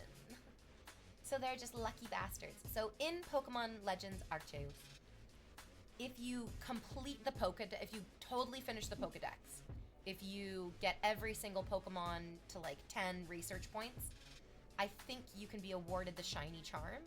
And the Shiny Charm greatly increases the chances of you seeing and approaching shiny Pokemon. It's hard though. I think I might. I'm like not in a rush to beat this game whatsoever. And so I have been trying to go through the Pokédex. Like yesterday, I spent like a good portion of the afternoon in the Crimson Mirelands. Just going through the Crimson Mirelands. I finished Haunter's Pokédex. I finished Onyx's Pokédex. I finished Croagunk's Pokédex entry. Who else did I do? I updated Togepi's, but I think I'd already finished Togepi's, and they just like was more. Oh yeah, because I was so. You know what? I need to remind myself that I am also so lucky in the game as well.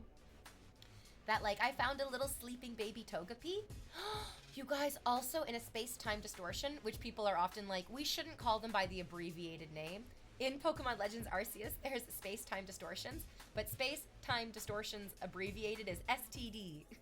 So people will be like, look what I caught from this STD. And it's like, oh, Jesus. Oh, you mean space-time distortion. Okay, yeah, that's fine. I did get the fucking thrill of my life when an alpha Eevee appeared in the space-time distortion. It just broke my heart because it's a male alpha Eevee, and it's like 9 out of 10 EVs are usually male, and the female EVs are a little bit more rare. Oh, but I feel like my dream is to get an alpha female Eevee and then evolve her into Sylveon. And then she's like my big fucking fairy girl. I love Sylveon. Yeah, it helps to complete the Pokedex. I think I might try. I've never completed the Pokedex in a Pokemon game ever before, but Arceus really motivates you to do it. Arceus is like, it's worth it. It's really worth it. Yes. I believe you. I'm just beating my addiction. Fine, I won't hurt you today, but no promises for the future. I apologize, says Jack Grimble. It's a nervous habit. I get that a lot. I keep asking questions and conversing. Jack, you're doing fine. You're not annoying me. I'll tell you if you start annoying me. STD Togepi. STD Eevee. It's been 4 hours of stream already. Time is flying faster and faster. Yes, because the universe is expanding more rapidly. Yes. And I feel like the rapid expansion of the universe is also making time feel like it's going by faster and faster. Based on nothing. Based on absolutely nothing.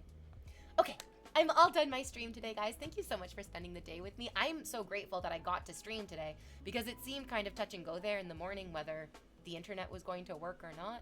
But I'm really glad that it did. Tomorrow is therapy day, so there will be no stream tomorrow, no stream on Thursday. But I'll be back on Friday, and maybe I'll be in like a tight black shiny outfit that makes you wanna just crumble to your knees and then give me every single fucking dollar you've ever made. Who knows? Who can say what the next days will bring? You'll just have to hold your breath until you see me again. Yeah, you will. Who shall we raid today? Who's streaming that we love? Ooh! Our good friends, the beautiful couple of Dick Heart Gaming. Whoa. Oh, lots of good people streaming today. Hello.